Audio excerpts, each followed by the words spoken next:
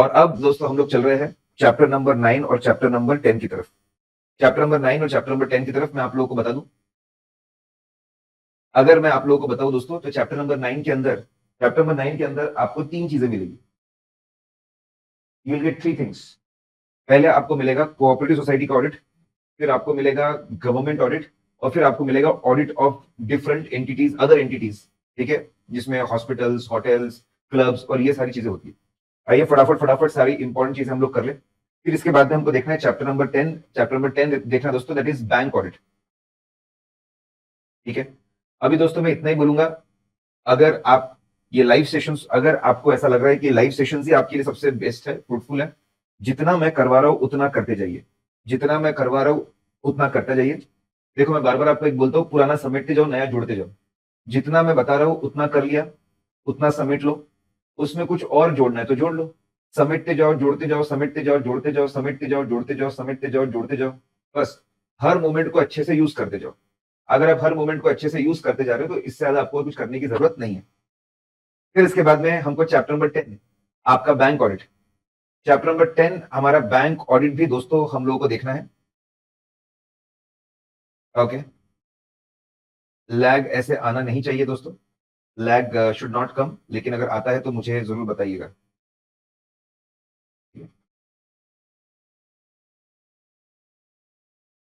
Okay, let's see, can I please increase the volume. क्या मैं volume को और थोड़ा इंक्रीज कर सकता हूँ? वैसे वॉल्यूम तो बेटा ऑलरेडी काफी हाई है, ऑलरेडी वॉल्यूम बढ़ा के रखा हुआ है, लेकिन आप फिर भी मुझे बोल रहे हैं तो मैं आप वॉल्यूम थोड़ा सा और बढ़ा देता हूँ, और थोड़ा सा मैं वॉल्यूम बढ़ा देता हूँ। मैं थोड़ा और वॉल्यूम बढ़ा दिया।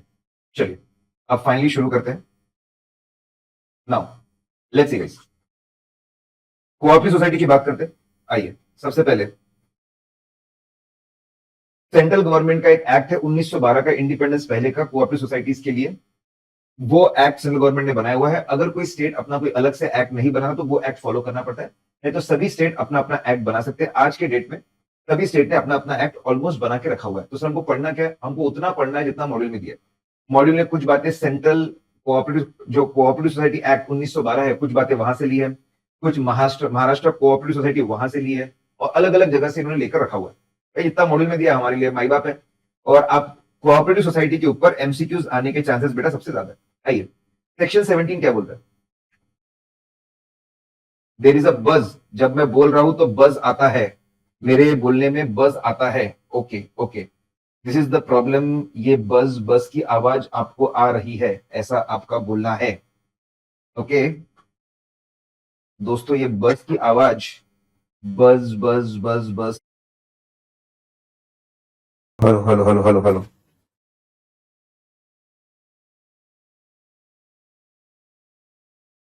अब दोस्तों ये बस का जो आवाज था वो नहीं आएगा, ठीक है?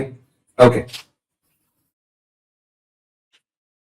चलिए एनीवेज, अब कोई प्रॉब्लम नहीं है, आगे हम लोग बढ़ते हैं।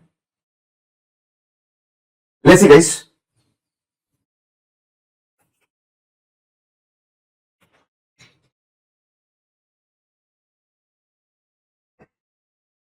तो कोऑपरेटिव सोसाइटी एक्ट का सेक्शन 17 एकदम सिंपल बात बोलता है, सभी कोऑपरेटिव सोसाइटीज को ऑडिट कराना पड़ेगा। हर साल उनको ऑडिट करवाना पड़ेगा। उनका ऑडिट कौन करेगा? बहुत इंटरेस्टिंग बात बोली, पुराने जमाने की बात है इसलिए बोला हुआ है। आरओसी खुद करेगा, बहुत ही अलग बात है। आरओसी खुद करेगा या फिर वो किसी बंदे को ऑथराइज करेंगे ऑडिट करने के लिए, और उसका स्पेशल फोकस रहेगा डेट के ऊपर। कोऑपरेटिव सोसाइटीज बर्बाद हुई है क्योंकि उन्होंने अनशंट लोन बांटे हैं, तो डेट, ओवरड्यू डेट के ऊपर उनका स्पेशल फोकस रहेगा। उसके अलावा बाकी एसेट्स और लाइबिलिटीज के वैल्यूएशन पे उनका फोकस रहेगा। डन, ऑडिट मैंडेटरी है। कौन करेगा ऑडिट? क्या फोकस रहेगा? Inspection, ROC, register of cooperative society, ROC खुद या कलेक्टर या किसी भी पर्सन जिनको वो ऑथराइज करते हैं, उनके पास में पावर रहेगा to access books of account and supporting documents. तो ऑडिट तो होना ही होना है, ऑडिट तो होना ही होना है। इसके अलावा ये लोग कभी भी किसी भी वक्त जाकर बुक्स ऑफ अकाउंट को एक्सेस कर सकते हैं और ऑफिसर लोगों से इंफॉर्मेशन पूछताछ ले सकते हैं, ठीक है? तो ऑडिट भी होगा इनका, और इनका इंस्पेक्शन भी 3 लोग कर सकते हैं, आरओसी, कलेक्टर, और जो ऑथराइज पर्सन की बात की that is no one but auditor, वो बुक्स ऑफ अकाउंट का भी एक्सेस कर सकते हैं और वो लोग इंफॉर्मेशन भी ऑब्टेन कर सकते हैं। नाउ आइए अब मैं बात करूं दोस्तों, तो अब सेक्शन 17 क्या बोलते हो देखिए। अब इसके अंदर खास बात दोस्तों, इसके अंदर खास बात, अभी हम लोग क्या देखने वाले, कोऑपरेटिव सोसाइटी के अंदर कुछ इंपॉर्टेंट बातें कि भाई ऑडिट करने से पहले आप कोऑपरेटिव सोसाइटी कुछ इंपॉर्टेंट बातें आपको पता होनी चाहिए। ठीक है, कुछ इंपॉर्टेंट बातें आपको पता होनी चाहिए। जैसे मैंने उसको बांटा हुआ है छोटे पार्ट्स में। कुछ बेसिक्स आपको पता होनी चाहिए, बैलेंस शीट रिलेटेड आपको बातें पता होनी चाहिए, एसेट की, बैलेंस शीट का लायबिलिटी वाली बातें पता होनी चाहिए, पीएनएल अप्रोप्रिएशन की बातें पता होनी चाहिए। आइए क्या बेसिक बातें आपको पता होनी चाहिए। Who can do audit, extremely important, who can do audit, chart accountant. ठीक है, ऑडिट कौन कर सकता है, चार्ट अकाउंट कर सकता है, या फिर कोई भी ऐसा व्यक्ति, चार्ट अकाउंटेंट ऑडिट कर सकता है, या फिर कोई भी ऐसा व्यक्ति जिसके पास में गवर्नमेंट डिप्लोमा है इन cooperative accounting, very important, government diploma in cooperative accounting, वो भी कोऑपरेटिव ऑडिट कर सकता है। उसका अपॉइंटमेंट आरओसी करेंगे, और आरओसी खुद करेंगे, या फिर आरओसी एक पैनल, एक लिस्ट प्रोवाइड कर देंगे, आप ही अपॉइंट करो मैनेजमेंट, लेकिन जो हम लिस्ट दे रहे हैं अच्छे जो सीए फर्म्स है उसमें से आपको अपॉइंटमेंट करना पड़ेगा। जो रिपोर्ट रहेगी वो रिपोर्ट दोनों जगह जाएगी, आरओसी के पास भी जाएगी, कोऑपरेटिव सोसाइटी के पास भी जाएगी, और आरओसी के पास भी जाएगी। इसकी फीस जो है वो डिपेंड करता है वर्किंग कैपिटल। अब यहां पे वर्किंग कैपिटल मतलब एसेट्स माइनस लायबिलिटी नहीं होता। वर्किंग कैपिटल मतलब होता है काम करने के लिए कितना पैसा है, that is share capital plus accumulated profits plus money raised. Let's freeze guys, extremely important. कौन करेगा ऑडिट, दो लोग हैं, उनका अपॉइंटमेंट कैसे होगा उसके बारे में देख लिया। अपॉइंटमेंट करने के बाद वो काम करेंगे, रिपोर्ट दोनों को जाएगी, फ्लो में दोस्तों होगी, और उसकी फीस डिपेंड करती है कोऑपरेटिव सोसाइटी के पास में काम करने के लिए कितना पैसा था। ठीक है, कितना पैसा था वो भी हमें देख लिया। आइए अब हम बात करते हैं, अब कोऑपरेटिव सोसाइटी की ये बेसिक बात हो गई। कौन करेगा ऑडिट ये हमको पता होना चाहिए। हम सबसे बेसिक बुक्स ऑफ अकाउंट, इनको भी वैसे ही लगभग बुक्स ऑफ अकाउंट्स मेंटेन करने पड़ते हैं जैसे आपके कोऑपरेटिव सोसाइटी, जैसे आपके कंपनीज एक्ट में मेंटेन करने पड़ते हैं। यहां पर भी रिसीट पेमेंट की डिटेल्स होनी चाहिए, मैंडेटरी है। सेल परचेस डिटेल्स, पैसा सबसे ज्यादा आता कहां से, सेल, तो सेल परचेस डिटेल्स जाता कहां है, परचेस, सेल परचेस डिटेल होनी चाहिए। Asset liability, other records as required. तो ये बेसिक्स है कि इनके बुक्स ऑफ अकाउंट्स कैसे होनी चाहिए और इनका ऑडिट कौन कर सकता है। अब बैलेंस शीट में एसेट साइड आता है, उससे रिलेटेड दोस्तों इसके ऊपर एमसीक्यू आ सकते हैं। ठीक है, मैंने जानबूझ के ग्रुपिंग की है क्योंकि ग्रुपिंग करने से आसानी बहुत होती है। अगर मैं बात करूं आपके एसेट साइड की, if I talk about asset side, तो भाई साहब सबसे पहले आते हैं आपके फिक्स एसेट्स। तो फिक्स एसेट्स के लिए और उसके नीचे इन्वेस्टमेंट्स आते हैं, उनके लिए आपको प्रॉपर्टी और इन्वेस्टमेंट रजिस्टर मेंटेन करना है, जहां पे सारे डिटेल्स आएंगे, कितने फिक्स एसेट इन्वेस्टमेंट्स है, क्या उसकी कॉस्ट है, और उसके बाकी डिटेल्स वहां पर रहेंगे। वेरी इंपॉर्टेंट, बहुत ज्यादा इंपॉर्टेंट कि एक कोऑपरेटिव सोसाइटी अपना पैसा कहां लगा सकती है। फाइनेंशियली इनको बहुत सेफ और साउंड रहना जरूरी है। फाइनेंशियली इनको बहुत सेफ और साउंड रहना जरूरी है। इसलिए ये अपना पैसा कहां लगा सकते हैं, ये अपना पैसा लगा सकते हैं in securities which are approved under section 20 of Indian Trust Act, that is nothing but government bonds. सबसे सेफ ये गवर्नमेंट बॉन्ड में पैसा लगा सकते हैं। दूसरा, सेंट्रल या स्टेट कोऑपरेटिव बैंक, मतलब सेंट्रल गवर्नमेंट या स्टेट गवर्नमेंट अगर किसी कोऑपरेटिव बैंक को चलाती है तो वहां पे पैसा लगा सकते हैं। इसके अलावा कोई दूसरी cooperative bank which is approved by register, वहां पे लगा सकते हैं, या फिर ये अपना पैसा दूसरे कोऑपरेटिव सोसाइटी के शेयर्स, डिबेंचर्स, बॉन्ड्स में लगा सकते हैं ताकि दूसरों को मदद कर सके। इसके अलावा एनी अदर मींस जो central government, state government allow करे। सबसे सेफ गवर्नमेंट बैंक, उसके बाद सेंट्रल या स्टेट कोऑपरेटिव बैंक्स, उसके बाद में अप्रूव्ड कोऑपरेटिव बैंक्स, या फिर दूसरे कोऑपरेटिव सोसाइटीज के शेयर्स, डिबेंचर्स और बॉन्ड्स, या फिर एनी अदर सेंट्रल गवर्नमेंट या स्टेट गवर्नमेंट जिसको भी अलाउ करेंगे वो। तो पहले फिक्स एसेट का पॉइंट हो गया, उसके बाद में आपके इन्वेस्टमेंट का पॉइंट हो गया। अब आता है लोन। क्या कोऑपरेटिव सोसाइटी लोन दे सकते हैं? ऑफ कोर्स कोऑपरेटिव लेने, लेकिन सबसे खास बात दोस्तों, एमसीक्यू में सारे पॉइंट्स, एमसीक्यू में ये सारे पॉइंट्स आ सकते हैं कि सिर्फ मेंबर्स, ये लोग लोन दे करके सिर्फ मेंबर्स को लोन दे सकते हैं। ठीक है, दूसरे कोऑपरेटिव सोसाइटी को भी लोन दे सकते हैं, लेकिन शर्त है स्पेशल सैंक्शन परमिशन लेके आप दूसरे कोऑपरेटिव सोसाइटीज को लोन देंगे। फिर गवर्नमेंट रिस्ट्रिक्शन दे सकते हैं कि भाई मैक्सिमम कितना लोन देना चाहिए एंड सो ऑन। लोन दीजिए सिर्फ मेंबर्स को। दूसरे कोऑपरेटिव सोसाइटी में अगर आपको लोन देना है तो परमिशन लेके आपको लोन देना पड़ेगा। गवर्नमेंट जब चाहे तब पावर्स बना सकते हैं। ठीक है, आइए दोस्तों, let's freeze guys once again. दोस्तों हम लोग चैप्टर नंबर 9 पढ़ रहे हैं, चैप्टर नंबर 9 में कोऑपरेटिव सोसाइटी पढ़ रहे हैं। सबसे पहले हमने देखा सेक्शन 17 क्या बोलता है, बहुत सिंपल बातें करता है ऑडिट को लेकर कि ऑडिट मैंडेटरी है, उसको लेकर बातें करता है, और फिर इंस्पेक्शन के पावर्स, इंस्पेक्शन और इंक्वायरी के पावर्स को लेकर बातें करता है। ठीक है, फिर हमने देखा कि कुछ बातें हमको पता होनी चाहिए, कुछ बेसिक्स पता होनी चाहिए, क्या बुक्स ऑफ अकाउंट्स मेंटेन करने पड़ते हैं और ऑडिट कौन करता है वो आपको बातें पता होनी चाहिए। फिर एसेट साइड में आपको पता होना चाहिए प्रॉपर्टी इन्वेस्टमेंट रजिस्टर होता है, इन्वेस्टमेंट कहां पे पैसा लगा सकते हैं, उसके नीचे आता है लोन्स गिवन, लोन किसको दे सकते हैं। नाउ वेरी इंटरेस्टिंग, लोन दीजिए ना, लेकिन जब भी लोन देते हैं तो आपको पर्सनल लोन देते हैं on the base of personal security of borrower. आपने डेफिनेटली सिक्योरिटी लेनी चाहिए और सिक्योरिटी के बेसिस पे लोन देना चाहिए। भाई लोन दीजिए लेकिन सिक्योर्ड लोन दीजिए, वेरी इंपॉर्टेंट, लोन दीजिए लेकिन सिक्योर्ड लोन दीजिए। प्लस कम से कम आपको कम से कम 2 लोगों ने गारंटी देनी चाहिए इस लोन के लिए, 2 मेंबर्स होने चाहिए, गारंटी या फिर श्योरिटी मिलनी चाहिए फ्रॉम 2 मेंबर, जो कोऑपरेटिव के एग्जिस्टिंग मेंबर्स है, 2 लोगों ने बोलना चाहिए कि हाँ बिंदास लोन दो, कोई प्रॉब्लम नहीं है, हम गारंटी दे रहे हैं। श्योरिटी रजिस्टर, एक मेंबर ने कितने कितने लोगों के लिए किस किस के लिए श्योरिटी दी, इसका हिसाब रखना चाहिए, श्योरिटी रजिस्टर, ठीक है।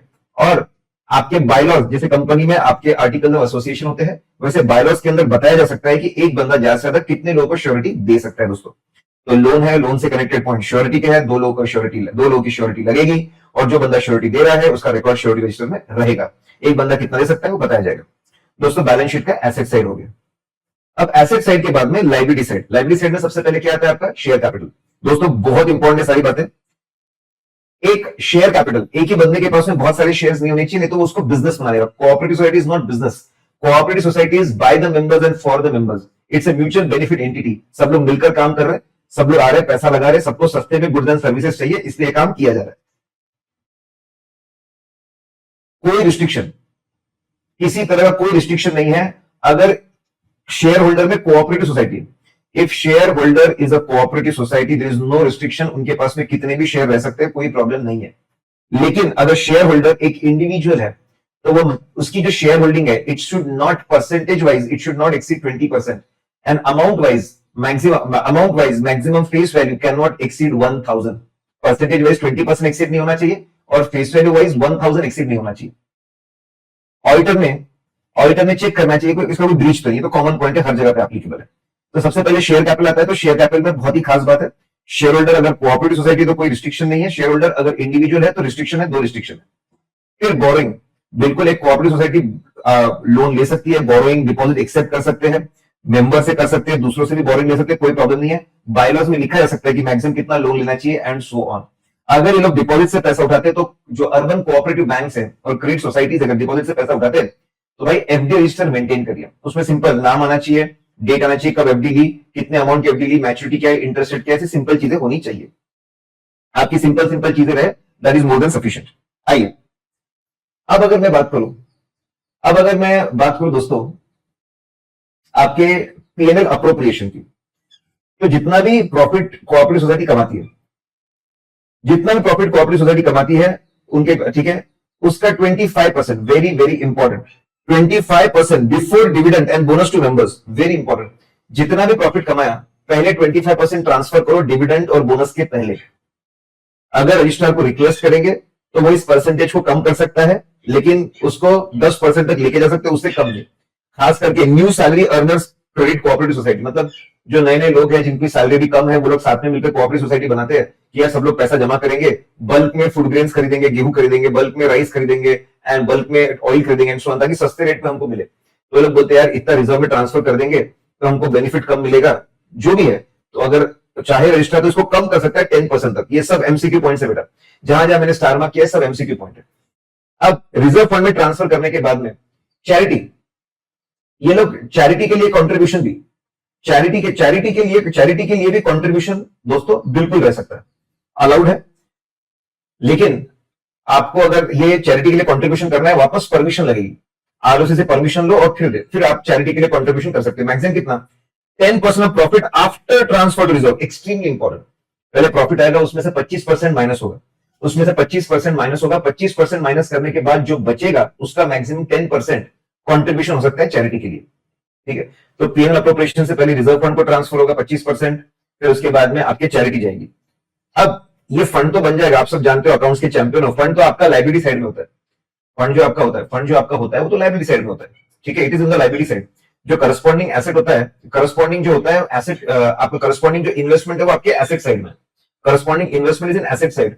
अब वो करस्पॉन्डिंग पैसा आप कहां लगा सकते हो, तो बोले एक काम करो, रिजर्व फंड का जो पैसा है या तो बिजनेस में यूज कर लो, अगर आपका काम लेंडिंग है लेंडिंग में, फार्मिंग है फार्मिंग में, कंज्यूमर गुड तो वहां यूज कर लो, या इन्वेस्ट कर दो जो ऊपर अलाउ किया तो उसके हिसाब से, या फिर फॉर पब्लिक पर्पज, जनता की भलाई के लिए, लेकिन जो आपके ऑब्जेक्टिव से रिलेटेड है। जैसे आपका काम है बैंक चलाना, तो सेविंग्स को प्रमोट करने के लिए एक्टिविटी कर दो।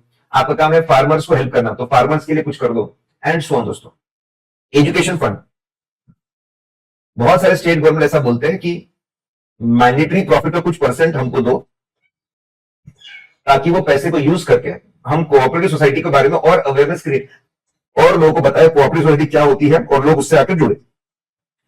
1 to 5% मैंडेटरी ट्रांसफर करते हैं, बिल्कुल कर सकते हैं, तो स्टेट गवर्नमेंट का लॉ बोलते हैं बिल्कुल कर सकते हैं। दोस्तों, इसको अप्रोप्रिएशन ऑफ प्रॉफिट नहीं बोलेंगे, इसको अप्रोप्रिएशन ऑफ प्रॉफिट नहीं बोलेंगे, इसको चार्ज अगेंस्ट प्रॉफिट बोलेंगे। It is charge against profit, क्योंकि मैंडेटरी है। क्या फर्क पड़ता है, जो चीज नेट प्रॉफिट कंप्यूट करने के पहले माइनस होती है, that is charge against profit. जो बाद में होती है, बाद में हम लोग करते हैं, that is appropriation of profit. ठीक है, तो दोस्तों आइए लेट्स फ्रीज। कोऑपरेटिव में हमने सेक्शन 17 देख लिया दोस्तों, उसके बाद में कुछ इंपॉर्टेंट बातें देख ली हम लोगों ने, बेसिक्स वाली कुछ बातें, एसेट साइड से रिलेटेड कुछ बातें, लाइबिलिटी साइड से रिलेटेड कुछ बातें हमने देखी, और पीएनएल अप्रोप्रिएशन से रिलेटेड कुछ बातें हम लोगों ने देखी। बेटा, ये बहुत इंपॉर्टेंट थी, ये extremely extremely important from MCQ point of view. ठीक है दोस्तों, मैंने जो इंपॉर्टेंट मुझे बहुत लग रहा था वो मैंने कवर कर लिया है, आई हैव कवर्ड दैट। ठीक है, आइए आगे बढ़ते हैं। अभी मुझे जो अगला जो इंपॉर्टेंट लगता है, मल्टी स्टेट कोऑपरेटिव सोसाइटी।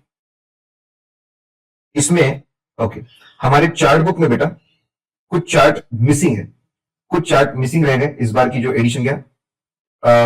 आप ऑडिट गुरु टेलीग्राम, आप अगर मैं डाल भी दूंगा, ऑडिट गुरु टेलीग्राम चैनल पे जाएंगे या फिर इंटर के ग्रुप में जाएंगे, तो आपको ये फाइल मिल जाएगी मिसिंग वाली। इसमें एक इंपॉर्टेंट चीज है, वो मैं आपको बताना चाहता हूं। ऑडिट करने के दौरान, ऑडिट करने के दौरान अगर हम लोगों को,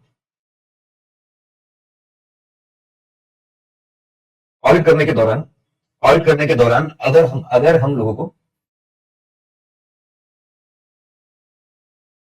कुछ गलत मिलता है, तो हमको स्पेशल रिपोर्ट भेजना पड़ता है रजिस्ट्रार को।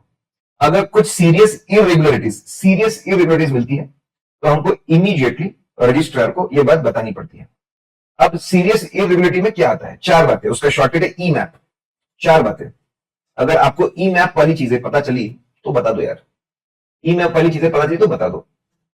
ठीक है, E stand for expense related irregularities, खर्चे में अनशन खर्चा कर दिया है, बहुत ज्यादा अनशन खर्चा कर दिया है, जरूरत से बहुत ज्यादा खर्चा कर दिया है, वो आप बता दीजिए। ठीक है, वो आप बता दीजिए। अगर बहुत ज्यादा खर्चा कर दिया है, फेक एक्सपेंस, बहुत ज्यादा खर्चा कर दिया, जरूरत से ज्यादा, 100 रुपए की चीज को 200 रुपए पे कर दिए है, फेक एक्सपेंस के लिए पेमेंट कर दिया है, मिसमैनेजमेंट है, कोऑर्डिनेटिव में प्रॉपर इलेक्शंस नहीं हो रहे, बराबर कमेटी नहीं बन रही, मीटिंग्स नहीं हो रहे, प्रॉपर डिसीजंस नहीं रह रहे, रिकॉर्ड्स बराबर मेंटेन नहीं कर रहे, कोऑपरेटिव प्रिंसिपल्स सस्ते सस्ते रेट में मेंबर्स को गुड्स एंड सर्विसेज दे रहे, फॉलो नहीं कर रहे, मिसमैनेजमेंट है। ठीक है, रिपोर्ट करो। ए स्टैंड फॉर एडवांसेस, रेकलेस, बिना सोचे समझे अनशंट एडवांसेस बांट रहे रिलेटेड पार्टीज को। ठीक है, रिलेटेड पार्टीज को, जो बोर्ड मेंबर्स उनके रिश्तेदारों को, वेस्टेड इंटरेस्ट लोगों को बांट रहे हैं। ठीक है, और रिकवरी भी बराबर नहीं कर रहे हैं, बहुत बुरी बात है, बर्बाद हो जाएगी कॉर्पोरेट। पर्सनल प्रॉपर्टी, सारे वो डिसीजन ले रहे जिसमें खुद को फायदा होता है, खुद को फायदा होता है, फैक्ट्री कहां लगेगी, मेरे जमीन पे, खुद को फायदा के चक्कर में पूरे डिसीजन ले रहे हैं, कोऑपरेटिव सोसाइटी के भले के बारे में नहीं सोच रहे। एक्सपेंस में गड़बड़ होना, मिसमैनेजमेंट होना, एडवांसेस रेकलेसली देना, और पर्सनल प्रॉफिटिंग करना। तो दोस्तों, तो यहाँ पे आपको स्पेशल रिपोर्ट टू रजिस्टर भेजना पड़ता है। और एक बात बताना चाहूंगा मैं, यहाँ पे आपके जब ऑडिट खत्म होगा तो आपको ड्राफ्ट रिपोर्ट बनानी चाहिए, ड्राफ्ट रिपोर्ट बनानी चाहिए। सेक्रेटरी ऑफ कोऑपरेटिव को बोलना चाहिए कि मीटिंग बुलाइए मैनेजिंग कमेटी की, मैं उनके साथ में ड्राफ्ट को डिस्कस करना चाहता हूं। ठीक है, माइनर छोटी मोटी चीजें जो रेक्टिफाई होगी उसको रिपोर्ट करने की जरूरत नहीं है, मेजर इरेगुलरिटीज डिस्कस करके उनको बोलना चाहिए कि भैया रिपोर्ट में आने वाली है, वो डिस्कस कर ले। लेकिन कभी भी डिस्कशन करने के बाद में रिपोर्ट को फाइनलाइज करना चाहिए, हो सकता है हमको कोई मिसअंडरस्टैंडिंग हो। तो दोस्तों, एक बात आपकी हो गई, एक बात हो गई आपकी रिपोर्ट, आपकी स्पेशल रिपोर्ट रजिस्ट्रार की, एक ड्राफ्ट रिपोर्ट की बात होगी, और एक audit class of society. Sir ये क्या होता है, what is audit class of society? Auditor cooperative society का जो फंक्शनिंग है उसको ऑब्जर्व करता है, किस तरीके से काम कर रहे हो, उनको मार्क्स देता है, मार्क्स देता है, अलग अलग चीजों पे मार्क्स उनको मिलते हैं, कम से कम ऐसे 15-20 पॉइंट्स हो जिसपे उनको मार्क्स दिए जाते हैं, फिर टोटल लगाते हैं, टोटल कितने मार्क्स मिल रहे हैं कोऑपरेटिव सोसाइटी को, उसके हिसाब से उनका क्लासिफिकेशन होता है, class A B C D. A वालों को बहुत ज्यादा पावर्स होते हैं, फिर आगे के पावर्स कम होते जाते हैं, ब्रांचेस ओपन करने का पावर एंड सो ऑन। तो ऑडिटर को ऑडिट रिपोर्ट तो देनी पड़ती है, साथ में ये भी बताना पड़ता है कि हमारे हिसाब से कोऑपरेटिव सोसाइटी को कौन सा क्लास मिलना चाहिए मार्क्स के हिसाब से। अगर मैनेजिंग कमेटी खुश नहीं है क्लास से, तो वो रजिस्ट्रार को रिक्वेस्ट कर सकते हैं कि प्लीज हम खुश नहीं है, आप रिक्वेस्ट कर देना ऑडिटर को कि वो एक बार वापस रीथिंक करे। अगर लगे तो रजिस्ट्रार बोल सकता है एक बार रिकंसिडर कर लीजिए कि क्लास चेंज हो सकता है क्या, तो ऑडिटर ने देखना चाहिए जरूरत है कि क्लास चेंज करने की। ठीक है, आइए दोस्तों, तो ये बहुत बहुत इंपॉर्टेंट था, स्पेशल रिपोर्ट बहुत इंपॉर्टेंट थी। ठीक है, आपका ड्राफ्ट रिपोर्ट डिस्कस होनी चाहिए, बहुत इंपॉर्टेंट था। और audit class of society, audit class का जो पॉइंट है, ऑडिट क्लास का जो पॉइंट है वो भी बहुत इंपॉर्टेंट है दोस्तों। आइए नाउ, तो दोस्तों कोऑपरेटिव सोसाइटी की सारी बातें हमने डिस्कस कर ली। अब मैं अगर मल्टी स्टेट कोऑपरेटिव सोसाइटी पे हूं, if I come to multi state cooperative society, दोस्तों आइए, कोऑपरेटिव सोसाइटी से एमसीक्यू आने के चांसेस बहुत ज्यादा। सबसे पहले वो कोऑपरेटिव सोसाइटी है एक या ज्यादा स्टेट में उसके ब्रांचेस है, मल्टी स्टेट कोऑपरेटिव सोसाइटी, उसको अलग से एक्ट है गवर्नमेंट का, multi state cooperative society act 2002 वो लगेगा। सबसे पहले ये जो मल्टी स्टेट कोऑपरेटिव सोसाइटी है, ये अपना पैसा कभी भी डायरेक्टली इनडायरेक्टली पॉलिटिकल पर्पस के लिए यूज नहीं कर सकते, they can not use it for political purpose. पहली बार यहां पर, अब यहां पे जितनी बातें लिखी है बिल्कुल कंपनीज एक्ट जैसी है, कंपनीज एक्ट जैसी है। यहां पर ऑर्डर के क्वालिफिकेशन डिस्क्वालिफिकेशन, सेक्शन नंबर याद है तो ठीक है, जरूरत नहीं। Qualification, who can do audit, chart accountant can do audit. Disqualification, आइए दोस्तों, डिस्क्वालिफिकेशन सबसे छोटा, एम्प्लॉय ऑफ ऑफिसर और एम्प्लॉय। अगर कोई बंदा एम्प्लॉय है ऑफ ऑफिसर एम्प्लॉय, अरे तू कैसे कोऑपरेटिव सोसाइटी का ऑडिट करेगा, कैसे उनके अगेंस्ट रिपोर्ट दे पाएगा, डिस्क्वालिफाइड। उनसे बड़ा एम्प्लॉय और ऑफिसर, वो भी ऑडिट नहीं कर सकते। उनसे बड़ा मेंबर ऑफ मल्टी स्टेट, वो भी ऑडिट नहीं कर सकते। ठीक है, छोटे से बड़े कब जा रहे हैं हम लोग। फिर उससे भी बड़ा आपका जो बंदा इंडेटेड है, जो बंदा इंडेटेड है, जिस बंदे को मल्टी स्टेट कोऑपरेटिव सोसाइटी ने लोन दिया है, लोन दे दिया है, if the person is indebted, अगर उसके ऊपर फाइनेंशियल ऑब्लिगेशन है, मल्टी स्टेट कोऑपरेटिव सोसाइटी को पैसा देना है, इंडेटेड, या फिर उसने गारंटी सिक्योरिटी दी है ऑफ अमाउंट एक्सीडिंग 1000। दोस्तों कंपनीज एक्ट में 5 लाख की लिमिट है, यहां पे 1000 की लिमिट है, वो भी डिस्क्वालिफाइड है। Body corporate is disqualified. अगर मैं बोलूंगा तो भाई सबसे छोटा तो मेरे को ये नजर आ रहा है, जो बंदा इंडेटेड है to multi state cooperative society या फिर जिसने गारंटी और सिक्योरिटी दी है अमाउंट एक्सीडिंग 1000, जो उनके रहमो करम पे चल रहा है, वो ऑडिट नहीं कर सकता। Employ of officer employ audit नहीं कर सकता, खुद एम्प्लॉय ऑफिसर ऑडिट नहीं कर सकते, मेंबर ऑडिट नहीं कर सकता, और फिर आपका बॉडी कॉर्पोरेट ऑडिट नहीं कर सकता। तो यहां पर क्वालिफिकेशन डिस्क्वालिफिकेशन, यहां पे बहुत ही खतरनाक चीज दी है। अगर कोई बंदा एक मल्टी स्टेट कोऑपरेटिव सोसाइटी के लिए डिस्क्वालीफाई हो जाए, तो वो कोई दूसरे मल्टी स्टेट के लिए भी ऑडिट नहीं कर सकता। बहुत ही अजीबो गरीब बात है, लेकिन ऐसे ही है, उसके वर्डिंग्स का मतलब यही है। एक के लिए डिस्क्वालीफाई हो गए तो सभी मल्टी स्टेट कोऑपरेटिव सोसाइटी के लिए डिस्क्वालीफाई हो जाएंगे। ठीक है, जिस दिन आप डिस्क्वालीफाई होंगे, automatic vacation from the office of auditor होगा, automatic vacation from the office of auditor. ठीक है, क्वालिफिकेशन डिस्क्वालिफिकेशन हो गए, क्वालिफिकेशन डिस्क्वालिफिकेशन हम लोगों ने देख लिया। नाउ अब अगर हम लोग बात करेंगे, now if we talk appointment, पहले ऑडिटर का अपॉइंटमेंट कौन करेगा, पहले ऑडिटर का अपॉइंटमेंट कौन करेगा, बोर्ड ऑफ डायरेक्टर्स करेंगे within 1 month of the date of registration. अगर बोर्ड फेल हो गया तो हायर अथॉरिटी मेंबर्स को राइट जाएगा, जनरल मीटिंग में वो लोग तय करेंगे, अगले एजेंट तक एकदम बिल्कुल कॉपी पेस्ट वैसा ही जनरली होता है। सब्सिक्वेंट ऑडिटर का अपॉइंटमेंट कौन करेगा, मेंबर्स करेंगे एजीएम में। अपॉइंटमेंट करने के बाद 7 दिन के अंदर उनको बताएंगे माननीय महोदय आपका अपॉइंटमेंट हो गया। इनका टेन्योर रहेगा नेक्स्ट मीटिंग तक। तो यहाँ पे जो टेन्योर चल रहे हो 1-1 साल के चल रहे, पुराना है ना, 2002 की बात है, बहुत साल हो गए अभी, इसलिए पुराना, इसलिए पुराना चल रहा है। क्या इनको रिमूव कर सकते हैं? यस, बस सिर्फ मेंबर्स रिमूव कर पाएंगे, जनरल मीटिंग में मेंबर्स इनको रिमूव कर सकते हैं, और उसी मीटिंग में फिर अगले बंदे का भी अपॉइंटमेंट हो जाएगा। नॉमिनेशन आपको कम से कम 14 दिन पहले इन्फॉर्म कर देना चाहिए कि पुराने बंदे को निकाल रहे, इस नए बंदे को अपॉइंट करना चाहते हैं। करेक्ट। सेंट्रल रजिस्टर खुद अपॉइंट कर सकते, अपॉइंटमेंट्स में प्रोवाइड पैनल। ठीक है, मल्टी स्टेट की अगर बात करें तो पैनल या तो सेंट्रल रजिस्ट्रार दे सकते हैं, फिर इनका खुद का पैनल हो सकता है। दोस्तों आइए, मल्टी स्टेट कोऑपरेटिव सोसाइटी क्या होता है वो देख लिया हम लोगों ने। पहले पॉलिटिकली ये है, रिस्ट्रिक्शंस है, फिर हमने क्वालिफिकेशंस देख लिए, डिस्क्वालिफिकेशंस देख लिए, पहले ऑर्डर का अपॉइंटमेंट देख लिया, उसके बाद सब्सिक्वेंट ऑर्डर का अपॉइंटमेंट होता है, और उसके बाद में रिमूवल होता है, वो भी देख लेंगे दोस्तों। आइए, पावर्स, भैया ऑडिटर के पावर्स एकदम सेम है। They have right to access books of accounts, right to access books of accounts, और फिर उनके पास में right to access books of accounts है और राइट टू इंक्वायरी है। राइट टू एक्सेस बुक्स भी है और राइट टू इंक्वायरी भी है, ये 2 पावर्स उनके पास में है भाई, कोई बड़ी बात नहीं है। इंक्वायरी, कंपनीज एक्ट में सेक्शन 143 सबसेक्शन 1 की इंक्वायरी होती है, copy paste same to same inquiry यहां पर होती है, बस 2 पॉइंट, वहां पे 6 पॉइंट है, यहाँ पे 2 पॉइंट कवर नहीं है, 4 पॉइंट वैसे के वैसे। Sale of investment below cost वाला पॉइंट यहाँ पे कवर नहीं है, loans and advances shown as deposit वाला ये 2 पॉइंट कवर नहीं, बाकी सेम है। आइए दोस्तों स्पेशल ऑडिट की अगर बात करते हैं, ठीक है, सेंट्रल गवर्नमेंट के पास में पावर है, सेंट्रल गवर्नमेंट के पास पावर है कि स्पेशल ऑडिट अनाउंस कर सकते हैं किसी भी मल्टी स्टेट कोऑपरेटिव सोसाइटी का। क्यों? अगर उनको ऐसा लगा कि वो सबसे कोऑपरेटिव प्रिंसिपल्स पे नहीं चल रहे, सबसे बहुत ही बुरी बात, या फिर उनके बिजनेस प्रिंसिपल साउंड नहीं है, वो लोग नई गाड़ी को खरीद के काट करके स्पेयर पार्ट बेच रहे हैं, बिजनेस प्रिंसिपल उनके साउंड नहीं है, या तो ये इंडस्ट्री के लिए खतरनाक है या खुद ये इंसॉल्वेंट हो सकते हैं। ऐसे एक सीक्वेंस में कोऑपरेटिव प्रिंसिपल्स फॉलो, बहुत बड़ी बात, बिजनेस प्रिंसिपल्स बराबर नहीं है, या तो इंडस्ट्री के लिए खतरनाक है, खुद के लिए खतरनाक है, तो इनका हो सकता है। तो सेंट्रल गवर्नमेंट के पास पावर है, रीजन है उसके, कंडीशन है, ये सिर्फ प्रोवाइडेड शर्त ये है कि 51% और more is held by central government, state government, both, मतलब जो गवर्नमेंट कंट्रोल कोऑपरेटिव सोसाइटी है बस वहीं पे स्पेशल ऑडिट अनाउंस हो सकता है। कौन करेगा? एग्जिस्टिंग बंदे से करवा सकते हैं, या फिर कोई भी दूसरा CA, any other CA for time period, उससे भी करवा सकते हैं। उसके पावर सेम रहेंगे, जो पावर नॉर्मल ऑडिटर कहते हैं वैसे उसके पास में पावर्स रहेंगे, और एडिशनल पावर्स उसको और मिल सकते हैं जब स्पेशल ऑडिट का ऑर्डर आएगा उसमें लिखा रहेगा। जब स्पेशल ऑडिट की रिपोर्ट रहेगी, इसकी एक कॉपी तो ठीक है, this will go to central government, copy of report will go to central government, central government will take, आपकी जो रिपोर्ट रहेगा सेंट्रल गवर्नमेंट को जाएगा। सेंट्रल गवर्नमेंट के पास में एक्शन ले सकता है उसके बेस पे, 4 महीने का टाइम है, 4 महीने में अगर एक्शन नहीं लिया तो वो बोलेंगे कि ये जो रिपोर्ट है ये आप सर्कुलेट कर दो सबको, या फिर जनरल मीटिंग में इसको रीड करवा दो पूरी रिपोर्ट, या उसका कोई एक्सट्रैक्ट। दोस्तों बहुत सिंपल है, एक कॉपी कोऑपरेटिव सोसाइटी के पास में, एक गवर्नमेंट के पास में एक्शन नहीं लिया तो बोल सकते हैं कि भाई या तो इसको सर्कुलेट करवा दो या तो इसको रीड करवा दो। इसका खर्चा मल्टी स्टेट कोऑपरेटिव सोसाइटी को खुद बेयर करना पड़ता है। इसको लैंड रेवेन्यू मतलब टैक्सेस जैसा ट्रीट किया जाएगा, मतलब पेमेंट करना ही पड़ेगा। दोस्तों मल्टी स्टेट कोऑपरेटिव की बातें देखी, उसमें स्पेशल ऑडिट देखा।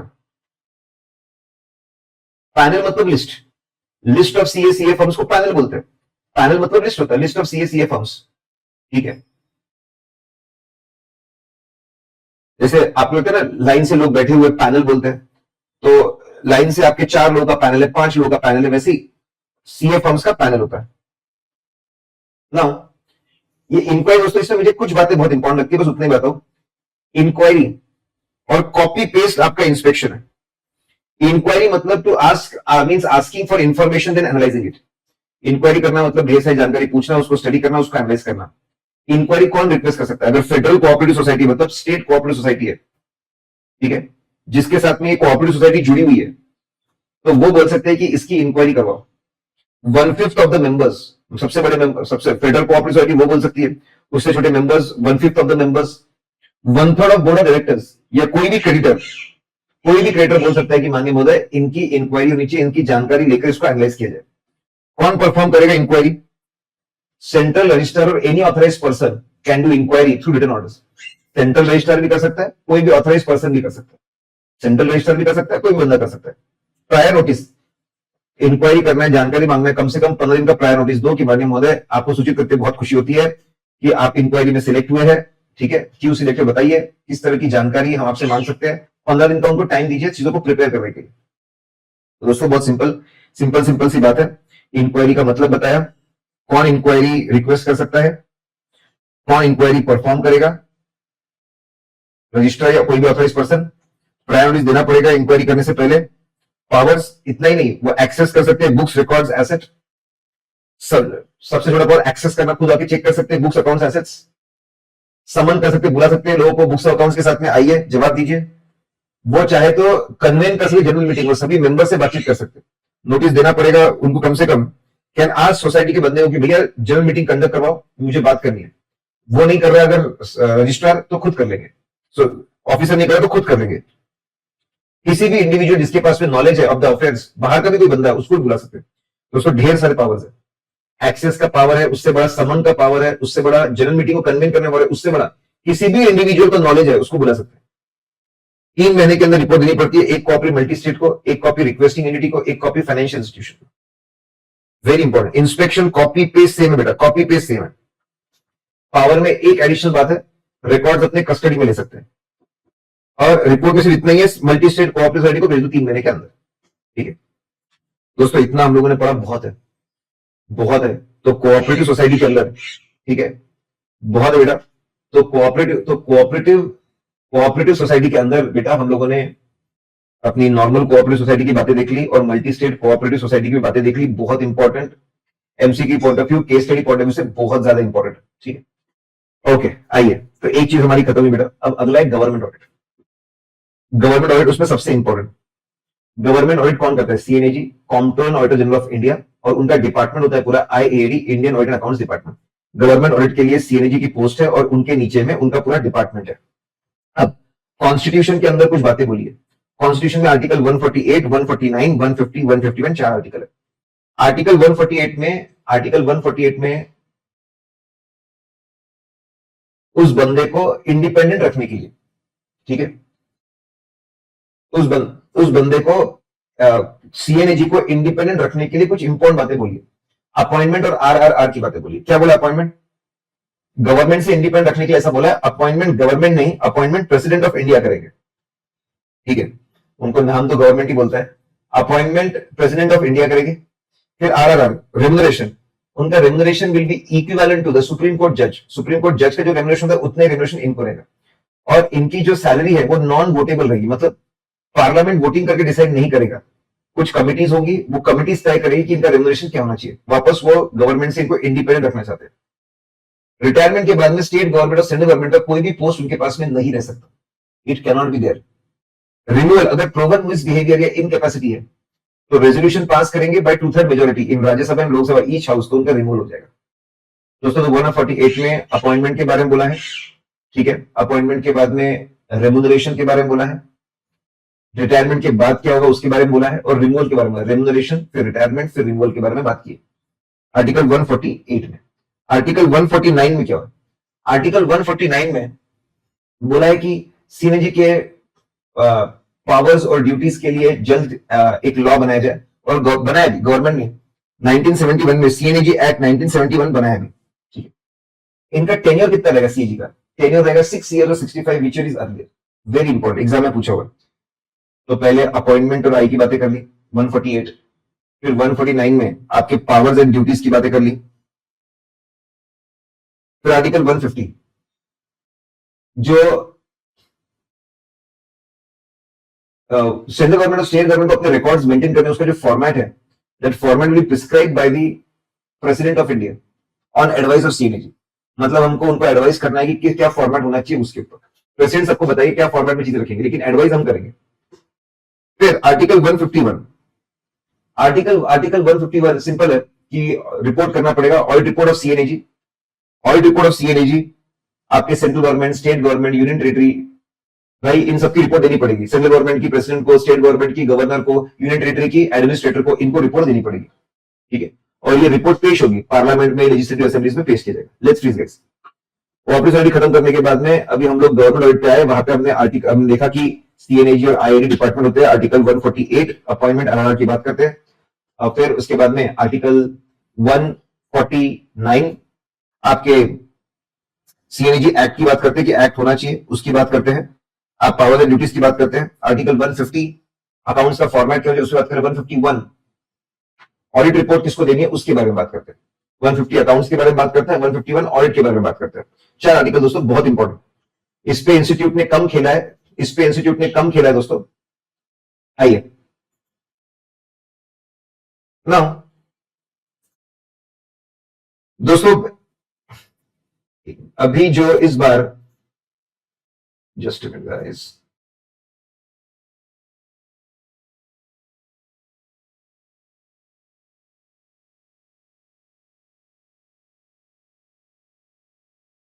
नो, इस बार जब मॉडल रिवाइज हुआ तो उन्होंने इसको भी इंक्लूड किया कि 3 तरह के फंड सेंट्रल गवर्नमेंट में, सेंट्रल गवर्नमेंट में और स्टेट गवर्नमेंट में, बेटा 3 तरह के फर्म्स रहेंगे। 3 तरह के फंड्स रहेंगे। 3 तरह के फंड्स रहते हैं अपना, कंसोलिडेटेड फंड्स, कॉन्टिजेंसी फंड और पब्लिक अकाउंट्स। जितना भी रेवेन्यू है, tax revenue, non tax revenue, ये सब कुछ आपके कंसोल्ड फंड में आएगा। सबसे बड़ा फंड कंसोल्ड फंड होता है। पूरा रेवेन्यू, टैक्स का, नॉन टैक्स का सब कुछ यही पे आएगा। सारे एक्सपेंडिचर यही से होंगे। सारे एक्सपेंडिचर आपके यही से होंगे। पैसा अगर इसमें से विड्रॉ है तो परमिशन लगती है, ठीक है, वोटिंग करवानी पड़ती है। दो तरह के बिल पेश करके पैसा विड्रॉ कर सकते हैं। फाइनेंस बिल पेश करो, पैसा विड्रॉ करो, that is nothing but budget. वो लोकसभा राज्यसभा दोनों जगह पास होता है। और सिर्फ कुछ चीजों के लिए मनी बिल यूज कर सकते हैं, वो सिर्फ लोकसभा के में पास करवाना पड़ता है। कुछ खर्चे ऐसे भी होते हैं जिनके लिए वोटिंग नहीं होगी, नॉन वोटेबल एक्सपेंसेस, जो हम डिस्कस करके आए। सुप्रीम कोर्ट के जज की सैलरी, आपके सीएनजी की सैलरी, ये पार्लियामेंट वोटिंग करके तय नहीं करती, इंडिपेंडेंट कमिटीज और मैकेनिज्म होते हैं इसके लिए। तो आपको ये ध्यान रखना है कि सबसे बड़ा fund consoled fund of India, article 266। Contingency, emergency में अभी पार्लियामेंट नहीं चल रही और हमको पैसों की जरूरत है, उसके लिए कॉन्टिजेंसी फंड है जो प्रेसिडेंट ऑफ इंडिया के हाथ में होता है। वो मात्र 500 करोड़ का, इतनी बड़ी बात नहीं। पब्लिक अकाउंट्स, ऐसा है कि गवर्नमेंट पब्लिक से बहुत सारा पैसा रेज करती है। पीएफ का पैसा गवर्नमेंट के पास आता है, अलग अलग स्कीम का पैसा उनके पास में आता है, वो पूरा पैसा आता है पब्लिक अकाउंट्स के अंदर। और जब पैसा रेज किया तो बता दिया जाता है लोगों को कि कहां कहां पे इसको इन्वेस्ट करें, कहां कहां पे यूज करेंगे, तो वो स्पेसिफाइड पर्पस के लिए यूज करना चाहिए। आइए दोस्तों, अभी हम लोगों ने सीएनए आपके गवर्नमेंट ऑडिट के अंदर आपका कॉन्स्टिट्यूशन क्या बोलता है वो हम लोगों ने देख लिया, और 3 तरह के फंड्स होते हैं वो भी हम लोगों ने देख लिया दोस्तों। आइए दोस्तों, इंपॉर्टेंट बातें मैं आपको करवाते जा रहा हूं। इंपॉर्टेंट बातें फटाफट मैं आपको कर दे रहा हूं। अगर मैं ड्यूटीज की बात करूं क्विकली, सागर जैसी ड्यूटीज ये शॉर्टकट है। इनकी सबसे बड़ी जिम्मेदारी है स्टोर्स एंड स्टॉक। गवर्नमेंट के जितने भी गोडाउन्स है, स्टोर्स है, उसके अंदर स्टॉक है, उसका ऑडिट करना इनकी जिम्मेदारी है। ए स्टैंड फॉर अकाउंट्स, पूरे सेंट्रल गवर्नमेंट स्टेट गवर्नमेंट के अकाउंट्स को जमा करना, रिसीव पेमेंट के अकाउंट्स को जमा करना, उसको कंपाइल करना और कंपाइल करना, और पूरे इंडिया का सेंट्रल गवर्नमेंट का, स्टेट गवर्नमेंट का कंपाइल करके सबमिट करना। पूरे इंडिया का प्रेसिडेंट ऑफ इंडिया को, सेंट्रल गवर्नमेंट का प्रेसिडेंट ऑफ इंडिया को, स्टेट गवर्नमेंट का गवर्नर को, या जो एडमिनिस्ट्रेटिव यूनिट का उनको जाता है। Then G stand for grant. भाई ग्रांट को ऑडिट करना, जिन जिनको ग्रांट मिली है वो प्रॉपर सही सोच समझ के ग्रांट दिए ना, जिस पर्पस के लिए उस पर्पस के लिए पैसा खर्च हो रहा है, ग्रांट और loan. Sagar G stand for grant और लोन का यूज है ना वो। अगर आपने फॉरेन एंटिटीज को, फॉरेन कंट्रीज में अगर ग्रांट और लोन दिया है तो उसमें हम चेक नहीं करते, उसकी चेकिंग कैसे होगी, वो अग्रीमेंट में दिया जाता है। तो control audit of government company and corporation, very important. Government companies को ऑडिट सीएनएजी नहीं करते, आपके चार्टर्ड अकाउंटेंसी करते, but they are appointed, directed by CNAG. ठीक है, तो यहां पे गवर्नमेंट कंपनी और कॉर्पोरेशन के ऑडिट का कंट्रोल करना, उनका अपॉइंटमेंट, उनके इंस्ट्रक्शंस, ये भी सीएनएजी के हाथ में। फिर उसके बाद ऑडिट करना, रिपोर्ट करना, कंसोलिडेटेड फंड ऑफ इंडिया पे, कॉन्टिजेंसी फंड, पब्लिक अकाउंट्स का, इन सबका ऑडिट करके रिपोर्ट देना। इसके अलावा कोई और बिजनेस एक्टिविटी कर रहे हैं लोग गवर्नमेंट के, तो उसको चेक करके ऑडिट करना। ठीक है, ये भी जिम्मेदारी में आता है। रिसीट्स का ऑडिट, प्रॉपर असेसमेंट हुआ ना, कलेक्शन हुआ ना, एंड सो ऑन, एलोकेशन हुआ ना। Very important, receipt and expenditure. ऐसी जो भी एंटिटी है which is substantially financed by the government, मतलब जहां पे ग्रांट या लोन 25 लाख से ज्यादा है and it is exceeding 75% of expenditure, substantially financed बोलते हैं। सब्सटेंशियली फाइनेंस्ड के सारे डिटेल्स, सब्सटेंशियली फाइनेंस्ड के जो सारे डिटेल्स है, सारे उसका जो ऑडिट है वो भी सीएनजी करेगा। आइए दोस्तों, थोड़ा सा लॉस्ट हो गए। ठीक है, नाउ लेट्स रीड गाइस। दोस्तों, कॉर्पोरेट सोसाइटी हम लोग खत्म कर चुके हैं। गवर्नमेंट में हम लोग कॉन्स्टिट्यूशन क्या बोलता है वो देख चुके हैं। 3 तरह के फंड हम लोग देख चुके हैं। सागर जैसी ड्यूटीज है, सागर जैसी ड्यूटीज भी हम लोग खत्म कर चुके हैं। दोस्तों, अब मैं क्विकली ओवरव्यू दे रहा हूं। दिस इतना लिमिट समय बेटा, ठीक है, लिमिट समय है हमारे पास में। 1 घंटा अभी हमारा हो रहा है। बैंक ऑडिट भी देखना है अभी, तो इसके बाद और भी बातें हमको देखनी है। ऑडिट ऑफ एक्सपेंडिचर, ध्यान से सुनना दोस्तों, अगर ये मतलब आपको समझ में आ गया तो आप छोड़ देंगे, अपने मन से भी लिख देंगे। आइए, audit against rules and order. जब भी खर्चा करते हैं तो ऑडिट ऑफ एक्सपेंडिचर करना पड़ता है। और ऑडिट ऑफ एक्सपेंडिचर में 5 तरह के ऑडिट होते हैं। पहला, कि जो भी खर्चा किया, क्या वो पार्लियामेंट ने कॉन्स्टिट्यूशन या लॉ या रूल्स बनाए उसके हिसाब से है क्या, या फिर जो आपके अथॉरिटीज है उन्होंने रेगुलेशंस बनाए, उन्होंने ऑर्डर्स इशू किए, उसके हिसाब से क्या पार्लियामेंट के लॉ रूल्स रेगुलेशन, पार्लियामेंट के कॉन्स्टिट्यूशन, लॉ और रूल्स के हिसाब से क्या, और बाकी जो अथॉरिटीज है उनके रेगुलेशन ऑर्डर्स के हिसाब से है क्या। ठीक है, क्या सही फंड यूज किया गया, विड्रॉ करने के लिए प्रॉपर प्रोसेस फॉलो किया गया, लॉ रूल्स रेगुलेशन, सही फंड यूज किया, सही प्रोसेस को फॉलो किया गया। खास करके जो आपके गवर्नमेंट एम्प्लॉयज के जो कॉम्पनसेशन है वो बहुत बड़ा होता है, क्या वो बराबर है ना, वो चेक करना। That is audit against rules and orders. क्या constitution, law, rules, regulations, orders के हिसाब से चीजें बराबर है ना? अगर बराबर है, नेक्स्ट, खर्चा करने से पहले अप्रूवल लगता है, तो क्या प्रॉपर सैंक्शन लिया था क्या? ठीक है, जो सैंक्शन के बारे में बोला था, प्रॉपर सही बंदे से सही तरह का सैंक्शन लिया था क्या? अगर एक ही बार परमिशन लेनी पड़ती, उसको बोले जनरल सैंक्शन, मैं ब्रिज बनाने के लिए परमिशन ले लिया, उसके लिए सारा खर्चा मैं कर दूंगा। लेकिन डिफेंस में स्पेसिफिक अप्रूवल, हर बार स्पेसिफिक अप्रूवल लगेगा, तो वो सैंक्शंस बराबर लिए थे, परमिशन बराबर लिए थे खर्चा करने से पहले, वो चेक करो। प्रोविजन ऑफ फंड, भाई जिस पर्पस के लिए पैसा है उस पर्पस के लिए यूज होना चाहिए। अगर पैसा रोड के लिए तो रोड के लिए यूज करो, गरीबी हटाने के लिए दूर इसको मत करो। जिस पर्पस के लिए पैसा दिया था उतना ही उसके लिए यूज होना चाहिए, जितना दिया था उसके अंदर ही खर्चा करना चाहिए। Propriety, go beyond law, rules and regulation, go beyond law, rules and regulation, और ये देखो कि खर्चा proper go beyond law, rules and regulation, go beyond law, rules and regulation, और ये देखो खर्चा प्रॉपर है क्या, whether expenditure is proper. Law, rules, regulation के आगे जाकर आप ये सोचो, क्या पब्लिक एट लार्ज को रियल बेनिफिट मिल रहा है क्या? प्रोप्राइटी ऑडिट मतलब प्रॉपर है क्या? पब्लिक एट लार्ज को रियल बेनिफिट मिल रहा है क्या? That is propriety audit. उसके बाद में अगला होता है परफॉर्मेंस ऑडिट। परफॉर्मेंस ऑडिट मतलब क्या होता है? परफॉर्मेंस ऑडिट मतलब 3 E's, economy, efficiency and effectiveness. क्या कॉस्ट ऑफ रिसोर्सेज को कैसे हम लोग और कम से कम कर सकते हैं without compromising with quantity, quality and timely availability. Cost of resources को कम से कम कैसे करते हैं, that is economy. Efficiency, resources को अच्छे से अच्छा कैसे यूज कर सकते हैं, इनपुट आउटपुट रेशियो कैसे इंप्रूव कर सकते हैं, एफिशिएंसी। इफेक्टिवनेस, ऑब्जेक्टिव को कम से कम टाइम में ज्यादा से ज्यादा सेटिस्फैक्शन कैसे अचीव कर सकते हैं। Let's read guys, audit of expenditure में 5 तरह के ऑडिट होते हैं। कॉन्स्टिट्यूशन, सबसे पहला constitution, law, rules, regulation, orders के हिसाब से बराबर है ना? खर्चा करने के पहले जनरल स्पेसिफिक परमिशन जो बोला गया था वो ली है ना? पैसा प्रॉपर पर्पस के लिए यूज होना चाहिए, और जितना है उतना ही उसमें आप बराबर उसको खर्च करेंगे, provision of funds. Law, rules, regulation follow किए भी होंगे, go beyond that, public at large को रियल बेनिफिट मिल रहा है क्या, वो चेक करना चाहिए। एंड परफॉर्मेंस ऑडिट को फुल स्कोप ऑडिट बोलते हैं, ईईई। इकोनॉमी पे बात करो, एफिशिएंसी पे बात करो, इफेक्टिवनेस के बारे में बात करो, 3 चीजों के बारे में बात करो, ठीक है? आइए दोस्तों, तो ऑडिट ऑफ, बेटा पहले ये हम थोड़ा सा खत्म कर दें, उसके बाद बेटा ये 3 तरह के ऑडिट में डिस्कस कर लिए, 3 तरह के ऑडिट में डिस्कस कर लिए बेटा। अब मैं सीधा आ रहा हूं, आइए, आई एम कमिंग डायरेक्टली, फिर उसके बाद में कुछ क्वेरी आई है, वो क्वेरी भी मैं देख लूंगा।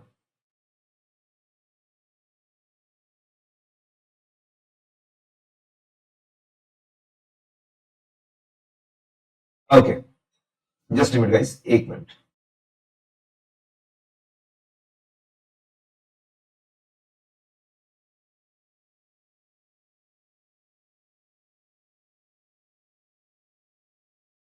Just minute guys.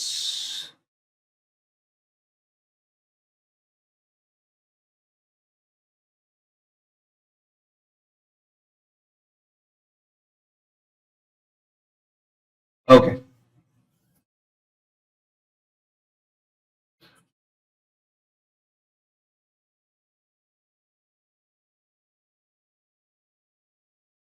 अब ये क्वेश्चन पूछा है, आइए दोस्तों, अभी के सेशन में हम लोग 1 घंटे में कोऑपरेटिव सोसाइटी खत्म कर चुके हैं, गवर्नमेंट ऑडिट हम लोग खत्म करने पे आए हैं, और जो अदर एंटिटीज है उसका एक बहुत प्यारा शॉर्टकट मैं आपको बताऊंगा, आप उसको अच्छे से डील कर पाएंगे। उसमें सबसे इंपॉर्टेंट एलएलपी है, उसमें सबसे सबसे सबसे सबसे ज्यादा इंपॉर्टेंट आपका एलएलपी है दोस्तों, ठीक है? क्वेश्चन ये पूछा है कि सर अगर मैं चैप्टर 5, 7, 9, 10 ये 4 चैप्टर छोड़ दूं, दोस्तों मैं आपको बताता हूं, ओके,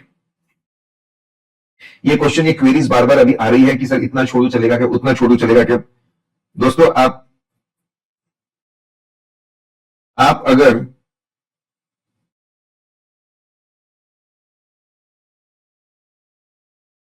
अपनी एक फाइल है बेटा, डिस्क्रिप्शन में दिया है tinyurl.com, ठीक है? वहां पे अगर आप जाओगे ना, तो यहां पे मैंने चैप्टर वाइज वेटेज देके रखा हुआ है, चैप्टर वाइज वेटेज देके रखा हुआ है, चैप्टर वाइज वेटेज देके रखा है। और अगर मैं चैप्टर वाइज वेटेज की बात करूं, 118 मार्क का पेपर होता है, 118 मार्क का आपका पेपर होता है, तो उसके हिसाब से मैंने पूरा वेटेज देके रखा हुआ है यहाँ पे। तो जो जो आप चैप्टर छोड़ के जाना चाहते हो, जो जो चैप्टर आप छोड़ के जाना चाहते हो, आपको यहां से पता चल जाएगा कितने कितने मार्क्स मैं नहीं कर पाऊंगा। आपने बोला chapter number 5, chapter number 5 is almost 20 marks, almost 20 marks का है, ठीक है, 20 मार्क। चैप्टर नंबर 7 12 मार्क का है, 32 मार्क। चैप्टर नंबर 9 और 20 मार्क का है, 52 मार्क्स, 9 और 10 मिलाकर। तो बेटा 118 में से 52 मार्क्स माइनस कर दो, 118 में से 52 मार्क्स आप माइनस कर दो। 66 मार्क्स का पेपर आप अटेंड कर, 70 मार्क का पकड़ लो, 70 मार्क का पेपर आप अटेंड कर पाओगे। हाँ बेटा लकी। और मैं आपको बोल रहा हूं, कुछ भी अगर आपकी छोड़ने की इच्छा हो, सुनिए ध्यान से, कुछ भी छोड़ने की इच्छा हो, आप या तो ए कैटेगरी कॉन्सेप्ट कर लो, मैंने हर चैप्टर में कॉन्सेप्ट मार्क किए एबीसी, ठीक है, ए कैटेगरी कॉन्सेप्ट मार्क कर लो, ए कर लो, वो ए वाले कर लो, या फिर कम से कम उसके इंपॉर्टेंट क्वेश्चंस कर लो। इसी वो लिंक के अंदर इंपॉर्टेंट क्वेश्चंस और चैप्टर वाइज दिया है, तो मैं बोलूंगा कोई भी चैप्टर छोड़ने से अच्छा या तो उसके ए कैटेगरी कॉन्सेप्ट्स कर लो या तो उसके इंपॉर्टेंट क्वेश्चंस कर लो, ठीक है। 118 में से आपके लगभग 52 मार्क्स आपके उड़ जा रहे हैं, तो 52 मार्क्स को कवर करने के लिए, ठीक है, आप कम से कम या तो ए कैटेगरी कॉन्सेप्ट्स कर लो या तो आप क्वेश्चंस कर लो। बेटा मैं सबको बता रहा हूं, डर सबको लगता है, टेंशन सबको आता है, बार बार मैं यही बता रहा हूं हर वीडियो में, शांति बनाए रखे, ना पहले का सोचे ना बाद में का सोचे। अभी मेरे पास ये मोमेंट पे मैं क्या कर सकता हूं, पूरी तरीके से अवेयर रहिए, बस इस मोमेंट पे फोकस करिए। अभी मैं जो बोल रहा हूं बस उस पर फोकस करिए, अभी जो पढ़ रहे हैं बस उस पर करिए, ठीक है। 300 इंपॉर्टेंट क्वेश्चन से कर लीजिए बेटा, कर लीजिए, शांति से करिए, उस पर फोकस करिए, उस पर चलिए, डन, ओके। नाउ आइए,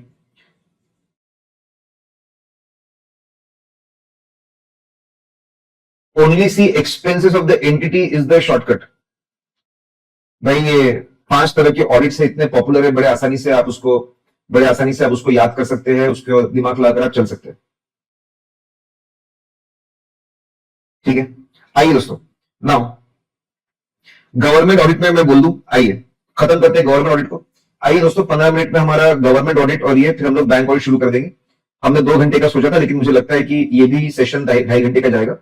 आपके चैप्टर नंबर 9 को भी हम कवर कर रहे हैं और उसके बाद में चैप्टर नंबर 10 को भी हम कवर करने वाले हैं। अगर मैं बात करूं, अगर मैं बात करूं ऑडिट रिपोर्ट के ऊपर, ठीक है, तो ऑडिट रिपोर्ट के ऊपर सीएनएजी की जो ऑडिट रिपोर्ट है वो आपकी जाती है सेंट्रल गवर्नमेंट की प्रेसिडेंट ऑफ इंडिया को, स्टेट गवर्नमेंट की गवर्नर को, यूनियन टेरिटरी के एडमिनिस्ट्रेटर को, उसको पार्लियामेंट में पेश किया जाता है, वो पार्लियामेंट में पेश किया जाता है और उसके स्टडी और एनालिसिस के लिए कुछ कमिटीज बनी हुई है जो उसको स्टडी करते, एनालाइज करते। 2 तरह की कमिटीज है।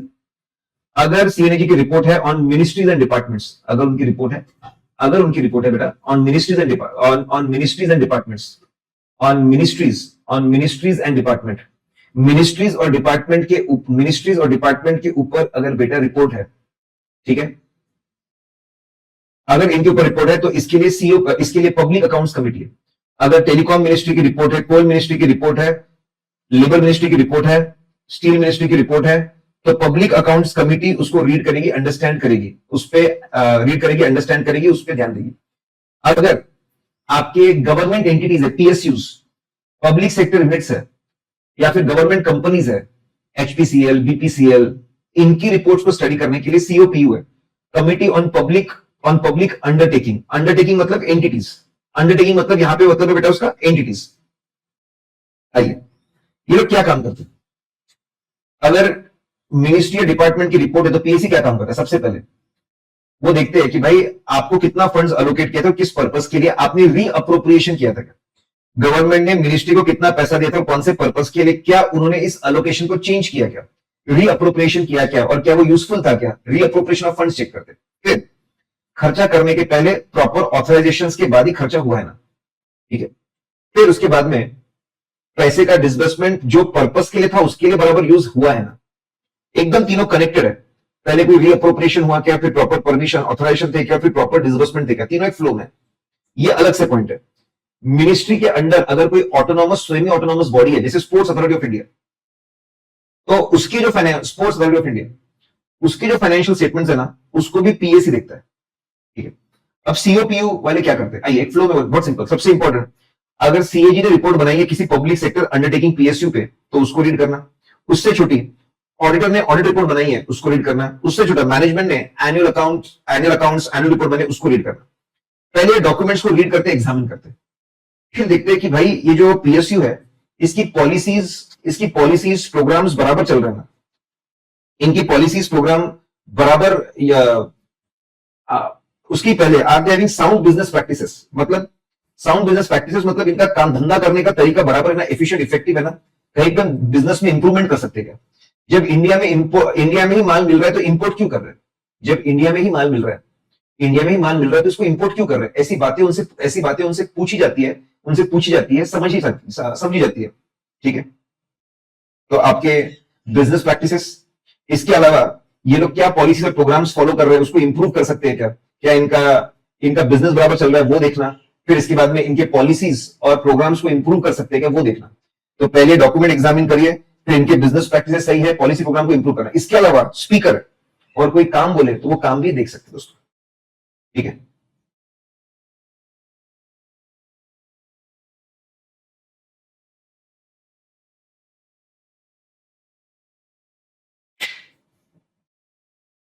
ओके दोस्तों, आइए पहले मैं खत्म कर लूं बेटा, फिर मैं क्वेरी ले लूंगा। पहले मैं जो मुझे बातें बतानी वो मैं कवर कर लूं, फिर मैं क्वेरी ले लूंगा। ठीक है, क्विकली, पावर ऑफ सीएनजी 143.5 में बोला हुआ है कि भाई अपॉइंटमेंट का पावर सीएनजी के पास था ही, अपॉइंटमेंट के बाद में डायरेक्शंस देने का पावर भी उनके पास है। डायरेक्शंस फॉलो किए जाते हैं, ऑडिट रिपोर्ट बनाई जाती है, आखिर में एक्शन टेकन रिपोर्ट बनाई जाती है। एक कॉपी जाती है सीएनजी को, एक कॉपी आती है कंपनी को। तो 143.5 में बोले अपॉइंटमेंट के बाद डायरेक्शन देने का पावर है, और चीजें फॉलो करके एक कॉपी उनको आएगी, कंपनी को जाएगी, एक पावर है उनके पास टू रिसीव रिपोर्ट्स आल्सो। 143.6, अगर सीजी को लगा कि रिपोर्ट्स में कुछ बातें मुझे ऐड करनी है, कमेंट करना है, तो कमेंट कर सकते हैं। कुछ नई बातें लिखनी है तो उसको वो सप्लीमेंट कर सकते हैं। उनको लगता है कि और ये कमेंट और सप्लीमेंट है, ऑडिट रिपोर्ट के साथ में सबको सर्कुलेट करना चाहिए, जहां जहां ऑडिट रिपोर्ट जाती है वहां वहां उनके कमेंट और सप्लीमेंट जाएंगे। उनको लगता है नहीं मजा नहीं आया, वो किसी भी पर्सन को अपॉइंट करके सप्लीमेंट्री ऑडिट, उनका पावर है, सप्लीमेंट्री ऑडिट करवा सकते हैं, और जैसी चाहिए वैसी रिपोर्ट बनवा के ले सकते हैं। अगर उनको लगा तो खुद मैदान में उतर सकते हैं, उसको टेस्ट ऑडिट बोलते हैं, और उनकी रिपोर्ट फिर पार्लियामेंट में पेश होगी, पार्लियामेंट में इसकी पेश की जाएगी बेटा। ठीक है, तो 143.5, 143.5, 143.6 और 143.7 वेरी इंपॉर्टेंट। सीएनजी एक्ट में इनके पास और पावर्स है, सबसे आसान, आराम से बैठे बैठे they can call for information, they can call for information, ask question, explanation, सब कुछ। और बड़ा पावर, वो बोल सकते हैं पेपर्स, बुक्स ऑफ अकाउंट्स मेरे पास में लेकर आओ। और बड़ा पावर, किसी भी ऑफिस में जाके इंस्पेक्ट कर सकते हैं जहां पे चीजें हो रही है, जहां पे रिकॉर्ड्स है, उनका ही पावर है। कभी भी वो लोग अपने ऑडिट प्रोग्राम में चीजें कम ज्यादा कर सकते हैं। तो दोस्तों पावर्स कंपनीज एक्ट में भी है और पावर सीएनजी एक्ट में भी है। लोकल बॉडीज की अगर मैं बात करूं, तो मैं इनकी सिर्फ मेजर इनकम की बात करूं बेटा, इनकी सबसे, लोकल बॉडीज की सबसे मेजर इनकम आपके टैक्सेस है, इसके अलावा ग्रांट्स है। इनकी मेजर कमाई टैक्सेस से होती है, प्रॉपर्टी टैक्स, वाटर टैक्स सबसे फेमस है, property tax, water tax, animal tax और एडवर्टीजमेंट रिलेटेड ये लोग कमाई करते हैं। इनको ग्रांट भी मिलती है, ऐसी ग्रांट की आप जो पर्पस के लिए चाहे वहां पे यूज कर लो, जहां पर भी आपको शॉर्टफॉल हो रहा है वो शॉर्टफॉल को आपको फिलअप करने के लिए इसको यूज कर लो, जहां यूज करना है कर लो, उसको बोलते हैं general purpose grant, state government देता है इनको। ठीक है, स्पेसिफिक पर्पस के लिए, कैंसर हॉस्पिटल के लिए स्पेसिफिक पर्पस के लिए ग्रांट भी मिल सकती है इनको। कॉम्पनसेटरी ग्रांट, कभी कभी स्टेट गवर्नमेंट स्टेट वाइड कोई टैक्स पर लगा देते हैं और इनके पावर्स आर टेकन अवे, उनके पावर्स को ले लिया जाता है, उसको कॉम्पनसेट करने के लिए जो ग्रांट होती है उसको कॉम्पनसेटरी ग्रांट बोलते हैं। दोस्तों these are ये मेजर इनकम्स है, ये आपके मेजर इनकम्स है, these are the major incomes of the local bodies. हमारे कोर्स में सिर्फ अर्बन लोकल बॉडीज है, सबसे बड़ी म्युनिसिपल कॉर्पोरेशन, उससे छोटा म्युनिसिपल काउंसिल, उससे छोटा नोटिफाइड एरिया कमिटी, उससे छोटा टाउन कमिटी, उससे छोटा कंटोनमेंट कमिटी। ठीक है, इनका काम है लोकल लॉज रेगुलेशंस बनाना, जैसे आपके टाउन पूरी प्लानिंग, एरिया की प्लानिंग करना, रोड कहां पे होंगे, गार्डन कहां पे होंगे, और लॉज बनाना, खास करके आपके रियल एस्टेट से रिलेटेड लॉज ये लोग बनाते हैं, जो लोकल लॉज है, परमिशन वगैरह देना। Development activities, schools, hospitals, gardens को बनाना, मेंटेनेंस करना, ये उनके काम है। दोस्तों अर्बन लोकल बॉडीज है 5 तरह की, वो देख लिया, उनका मेजर काम क्या वो देख लिया, उनकी मेजर कमाई क्या वो देख लिया। इतना मुझे बताना दोस्तों, लेट्स फ्रीज गाइस। दोस्तों तो हम लोगों ने काफी कुछ गवर्नमेंट ऑडिट भी देख लिया है, ठीक है, गवर्नमेंट ऑडिट भी देख लिया। So we have seen right now अभी हम लोगों ने दोस्तों वी आर थ्रू विथ, अभी यहाँ पे 2 बजे से हमने शुरू किया और अभी तक हम लोगों ने we are through with cooperative society, we are through with government audit. काफी बड़ी चीजें होती है ये, काफी काफी बड़ी चीजें होती है बेटा। और उसके बाद में अभी हम लोग क्विकली, मैं आपको, ठीक है, आपके 6 अलग अलग तरह के एंटिटीज का ऑडिट, और इसमें सबसे इंपॉर्टेंट एलएलपी ऑडिट है, मैं उस पर ज्यादा ध्यान देने वाला हूं। खुद से पढ़ाई नहीं हो रही है, ठीक है, खुद से पढ़ाई नहीं हो रही है इसलिए वीडियोस देख रहे हैं दोस्तों, ऐसा होता है। अगर किसी को बहुत टेंशन आ रहा है, पढ़ाई नहीं हो रही है, थोड़ा सा ब्रेक लीजिए,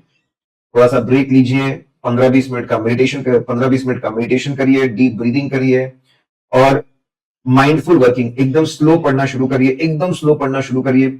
जो पढ़ रहे हैं बस उसी पे ध्यान दीजिए, धीरे धीरे आपका मन लगने लगेगा, आप रिदम में आने लगोगे, ठीक है। और वीडियोस बिल्कुल यूज कर सकते हैं, वीडियोस यूज करिए, लिमिटेड वीडियोस को आप यूज करिए और फिर रिकॉल करते जाइए। आप वीडियोस यूज करिए, रिकॉल भी थोड़ा आपको साथ में करते रहना है।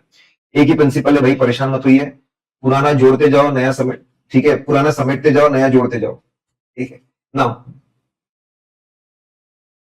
यस, ऑडिट ऑफ एक्सपेंडिचर एक बार जो मैंने 5 तरीके बताए वो एक बार देख लेना, ठीक है, जरूरी है वो।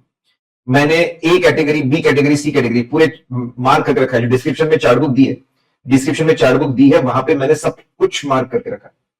आई have mark every damn thing, हर चीज मैंने मार्क करके रखी है। वहां से ए कैटेगरी वाली चीज कोई रह गई होगी अपनी, वो देख लेना, वैसे रहेगी नहीं।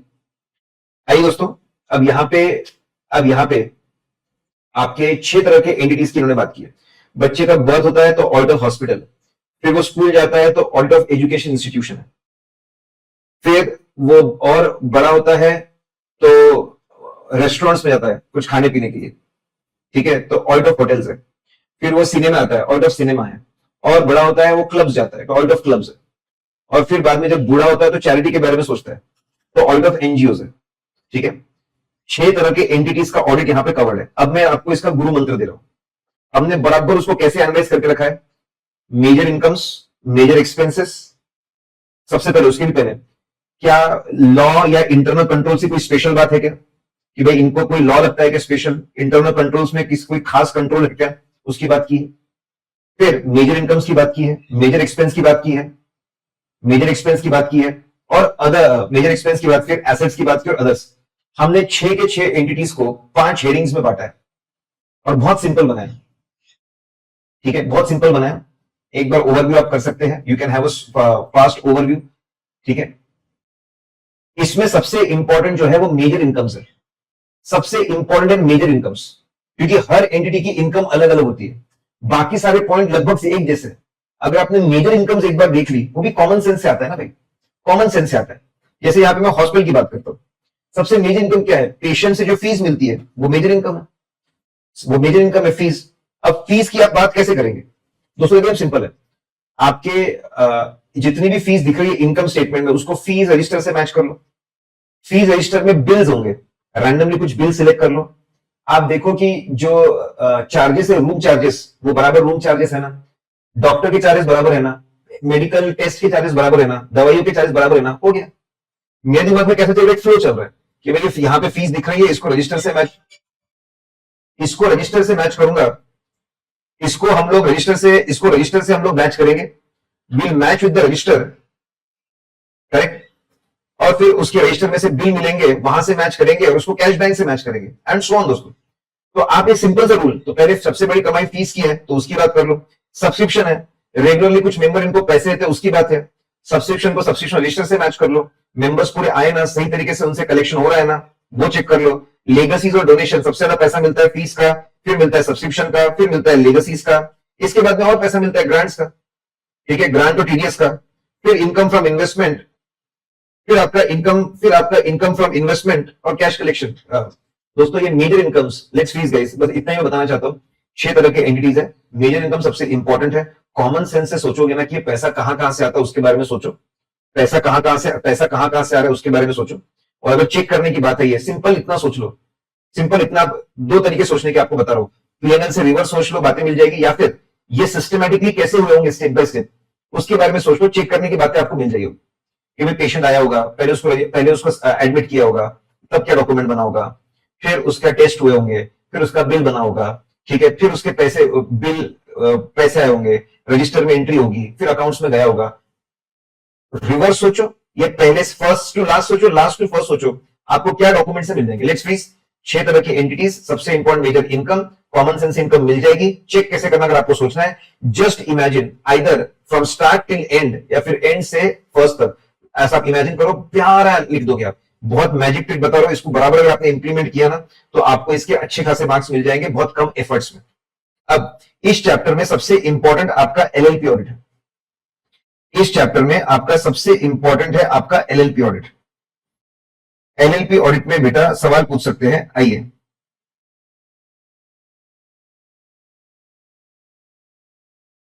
Salient features of LLP audit में करवा रहा हूं, ध्यान सुनिए। Salient features of LLP audit, let's understand. सबसे पहले सभी एलएलपीज का ऑडिट मैंडेटरी है। जितनी भी एलएलपीज है, जितनी भी एलएलपीज है बेटा, सभी का ऑडिट मैंडेटरी है। क्या उनको एग्जेम्पशन है? यस, एग्जेम्पशन है। अगर उनका turnover is less than 40 lakh या फिर capital contribution is less than 25, दोनों में से कोई भी एक कंडीशन होगी तो एग्जेम्पशन मिल जाएगा। और लिखा हुआ है, अगर ये प्रूफ, ये अगर दिख गया कि भाई इनका यार इस साल का टर्नओवर 40 लाख से कम है या फिर इनका कैपिटल 25 लाख से कम है, दोनों में से एक भी चीज अगर मिली तो एग्जेम्पशन मिल जाएगा। वेरी वेरी इंपॉर्टेंट, ठीक है। फिर साल खत्म होने के बाद में, ठीक है, with in 60 days from the end of the year इनको एनुअल रिटर्न फाइल करना पड़ता है फॉर्म 11 में। एनुअल रिटर्न फॉर्म 11 में मैंडेटरी है। फिर साल खत्म होने के बाद में, साल खत्म होने दो, after year end wait for 6 months and from the end of the 6 months within 30 days statement of accounts and solvency इनको सबमिट करना पड़ता है। उसको बनाने को समय मिलता लगता है, इसलिए फॉर्म 8 है। ध्यान देना, जो चीज पहले सबमिट करनी है उसका नंबर 11 है और जो चीज बाद में करनी है उसका 8 है। और फॉर्म्स भरते वक्त नॉर्मल फीस लगेगी, अगर लेट कर दोगे तो लेट फीस लगेगी, और 300 दिन से ज्यादा लेट करोगे तो पेनाल्टी भी लगेगी, ठीक है। कभी भी रजिस्ट्रार समन कर सकता है डेजिग्नेटेड पार्टनर या कोई दूसरे पार्टनर एम्प्लॉय को जानकारी के लिए। इनके डॉक्यूमेंट पब्लिक के लिए अवेलेबल रहते हैं। सबसे इंपॉर्टेंट ऑडिट मैंडेटरी होना, form annual return under form 11 time limit के साथ, आपका statement of account and solvency आपके फॉर्म नंबर 8 में वापस टाइम लिमिट के साथ में, ये सबसे इंपॉर्टेंट है। अब अगर मैं बात करूंगा appointment, very very important. Appointment की अगर मैं बात करूंगा तो इनका अपॉइंटमेंट, पहले ऑडिटर का अपॉइंटमेंट हो जाना चाहिए। पहले ऑडिटर का अपॉइंटमेंट होना चाहिए any time during the financial year before the end of the financial year. Any time before the end of the financial year, साल खत्म होने के पहले अपॉइंटमेंट हो जाना चाहिए। Very interesting. सब्सिक्वेंट ऑडिटर में ऐसा बोला है, at least 30 days prior to the end of the financial year, कम से कम साल खत्म होने के 30 दिन पहले सब्सिक्वेंट ऑडिटर। फर्स्ट ऑडिटर साल खत्म होने के पहले, सब्सिक्वेंट ऑडिटर कम से कम 30 days prior to the end of the financial year, ठीक है। आपका डेजिग्नेट कैजुअल वैकेंसी अगर होती है, डेजिग्नेट पार्टनर, उसकी जगह नया बंदा लाना, designate partner, removal designate partner, सब कुछ डेजिग्नेट पार्टनर। अगर डेजिग्नेटेड पार्टनर अपना काम बराबर नहीं करते तो सभी पार्टनर्स को मिलकर अपॉइंटमेंट करना पड़ेगा। स्मॉल एलएलपी मतलब क्या?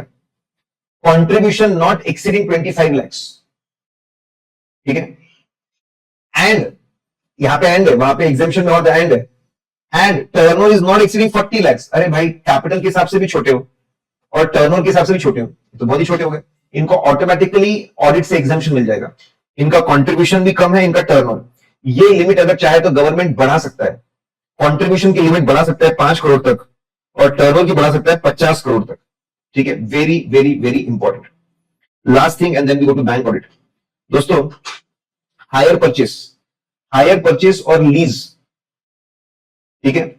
हायर परचेस और लीजिंग कंपनी का ऑडिट कैसे करें? दोस्तों, एक बहुत प्यारा फ्लो बना है, बहुत प्यारा फ्लो बनाया है एक ही बार में। हायर परचेस के लिए भी वही आंसर है, हायर परचेस के लिए भी वही आंसर है और लीजिंग के लिए भी वही आंसर है। आइए, अगर आपको हायर परचेस कंपनी का या लीजिंग कंपनी का ऑडिट करना है, सबसे पहले ये कंपनीज के एमओए और एओए में, एमओए एओए पढ़ो, वहां पे हायर परचेस लीजिंग की बात की है ना, इनको प्रॉपर परमिशन है बिजनेस करने की। फिर हायर परचेज एंड लीज के लिए इनको प्रपोजल आना चाहिए, एक बहुत डिटेल में डिटेल्स के अंदर प्रपोजल आना चाहिए कि भाई किसको हायर परचेज पे मशीन चाहिए, किसी को लीज पे मशीन चाहिए, उसका प्रपोजल आना चाहिए।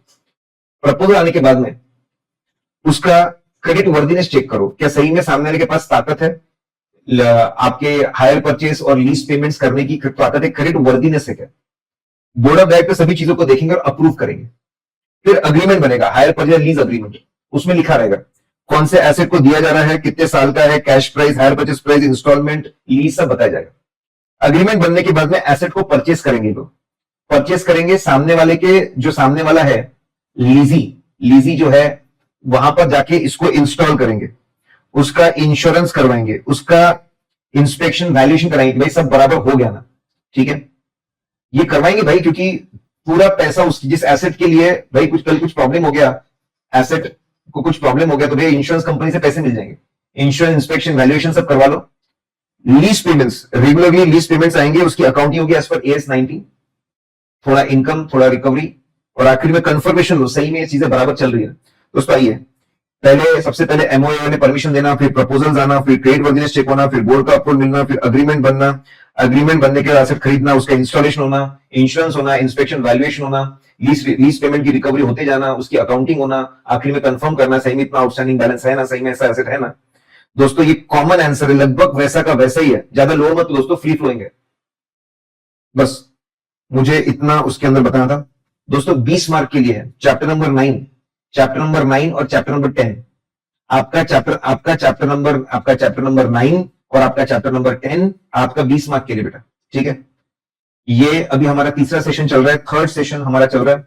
कल एक सेशन जिसमें 5 चैप्टर कवर हुए, आज सुबह के सेशन में चैप्टर नंबर 4 और एक 6वां चैप्टर खत्म हो गया। अभी और 2 चैप्टर मैं कवर कर रहा हूं, chapter number 9 and chapter number 10, जो 20 मार्क के लिए वापस आ रहे हैं, ठीक है। मैं आपको लाइव में करते करते पूरे 11 चैप्टर्स करवाने वाला हूं। रिकॉर्डेड ऑलरेडी आपके पास में सारे हैं, जिसको रिकॉर्डेड देखना है रिकॉर्डेड देख लो, जिसको जो कंफर्टेबल होता है। बस मन शांत करके मोमेंट्स को यूज करते जाओ, जो मन शांत करके मोमेंट्स को यूज करते जाएगा वो जीत जाएगा, ठीक है। आइए दोस्तों, 1 घंटे में बैंक ऑडिट भी हम लोग कवर कर लेंगे।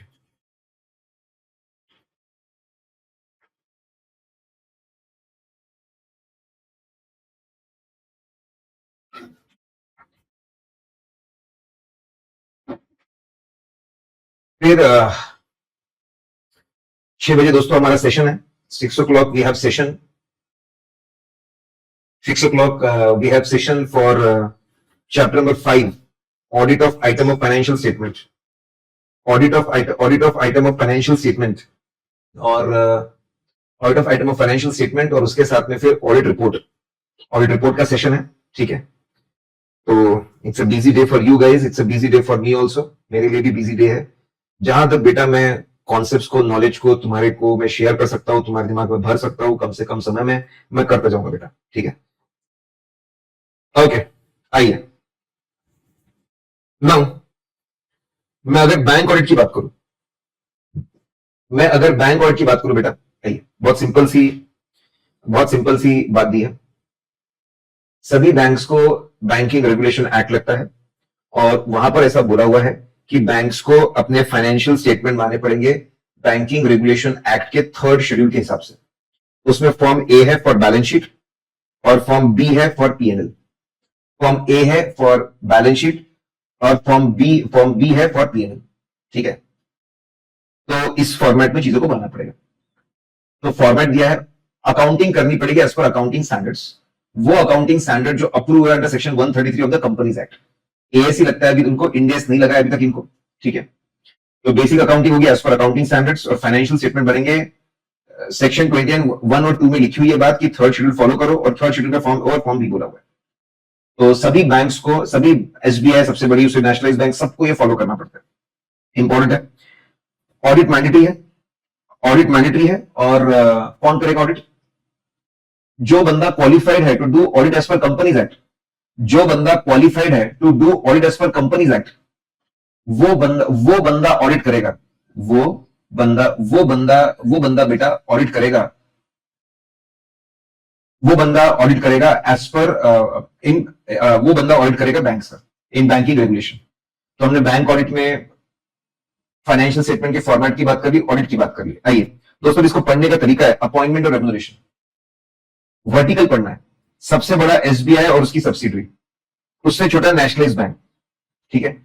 फिर बाद में बाकी जो बैंकिंग कंपनीज है प्राइवेट, अब तो वो भी बड़ी होगी लेकिन एक ऐसी फ्लो बनाया है, और सबसे छोटी आरआरबीज।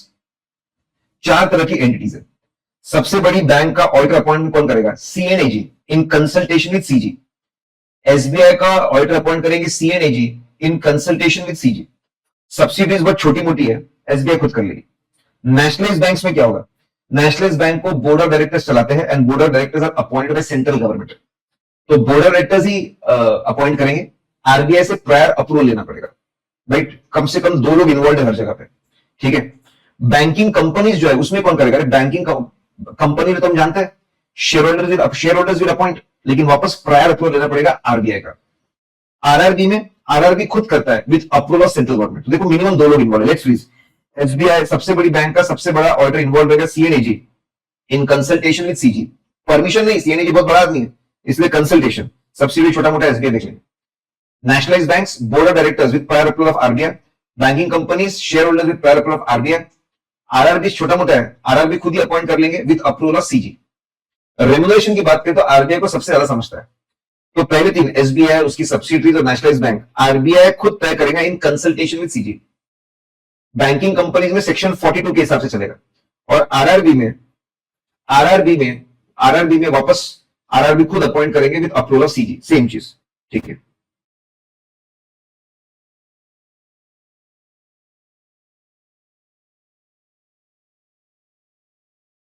आइए दोस्तों क्विकली,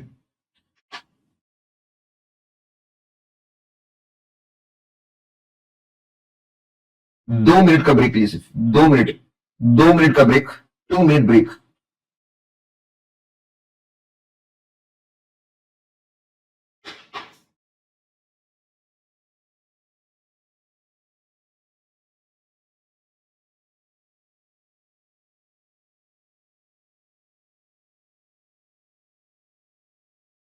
आइए दोस्तों, वी आर बैक।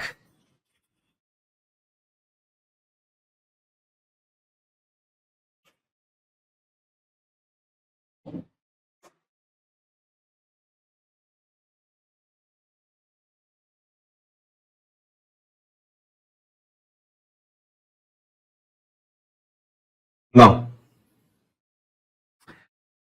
दोस्तों, modes of creation of security. जब बैंक लोन देता है तो बदले में बोरोवर से सिक्योरिटी देता है। वही जो सिक्योरिटी के टर्म्स एंड कंडीशंस है, वो वो टर्म्स एंड कंडीशंस अलग अलग हो सकते हैं। क्या सिक्योरिटी है और उसके टर्म्स एंड कंडीशंस कैसे है, उसके बेसिस पे different modes of creation of security, terms and क्या सिक्योरिटी है और उसके टर्म्स एंड कंडीशंस क्या है, उसको ध्यान में रख के इन्होंने different modes of creation of security ऐसा कॉन्सेप्ट बनाया। कॉन्सेप्ट में जाने से पहले आपको पता होना चाहिए कि आपके जो टर्म्स एंड कंडीशन है, वो 2 तरह के हो सकते हैं। आपके जो टर्म्स एंड कंडीशंस है, टर्म्स एंड कंडीशन जो है वो आपके 2 तरीके के हो सकते हैं। 2 तरीके के हो सकते हैं। कैसे 2 तरीके के हो सकते हैं? आइए, it can be of 2 types. अगर सिक्योरिटी के टर्म्स एंड कंडीशंस में ऐसा लिखा है कि जैसे ही डिफॉल्ट हुआ, बैंक को इमीडिएटली बैंक वो एसेट को सेल करके, सिक्योरिटी को बेच करके इमीडिएटली अपना पैसा रिकवर कर सकता है, अगर ऐसे टर्म्स एंड कंडीशन है तो वो बैंक के लिए फेवरेबल है। उसको बोलते हैं लीगल चार्ज, ठीक है। लेकिन टर्म्स एंड कंडीशंस ऐसे है कि अगर डिफॉल्ट हुआ तो आपको इमीडिएट राइट नहीं मिलेगा। आपको पहले कोर्ट ऑफ लॉ में उसको प्रूव करना पड़ेगा, फिर बेचने के लिए ऑप्शन की प्रोसीजर आपको फॉलो करनी पड़ेगी, बेचने के लिए आपको एक लंबी चौड़ी प्रोसीजर आपको फॉलो करनी पड़ेगी, फिर आप उसको बेचोगे और पैसा रिकवर करोगे। इमीडिएट राइट टू रिकवर नहीं मिलता है, आपको एक अच्छा खासा प्रोसीजरल पार्ट आपको फॉलो करना पड़ेगा। अगर ऐसा है तो वो बोरोवर के फेवर में, उसको बोलते हैं इक्विटेबल चार्ज।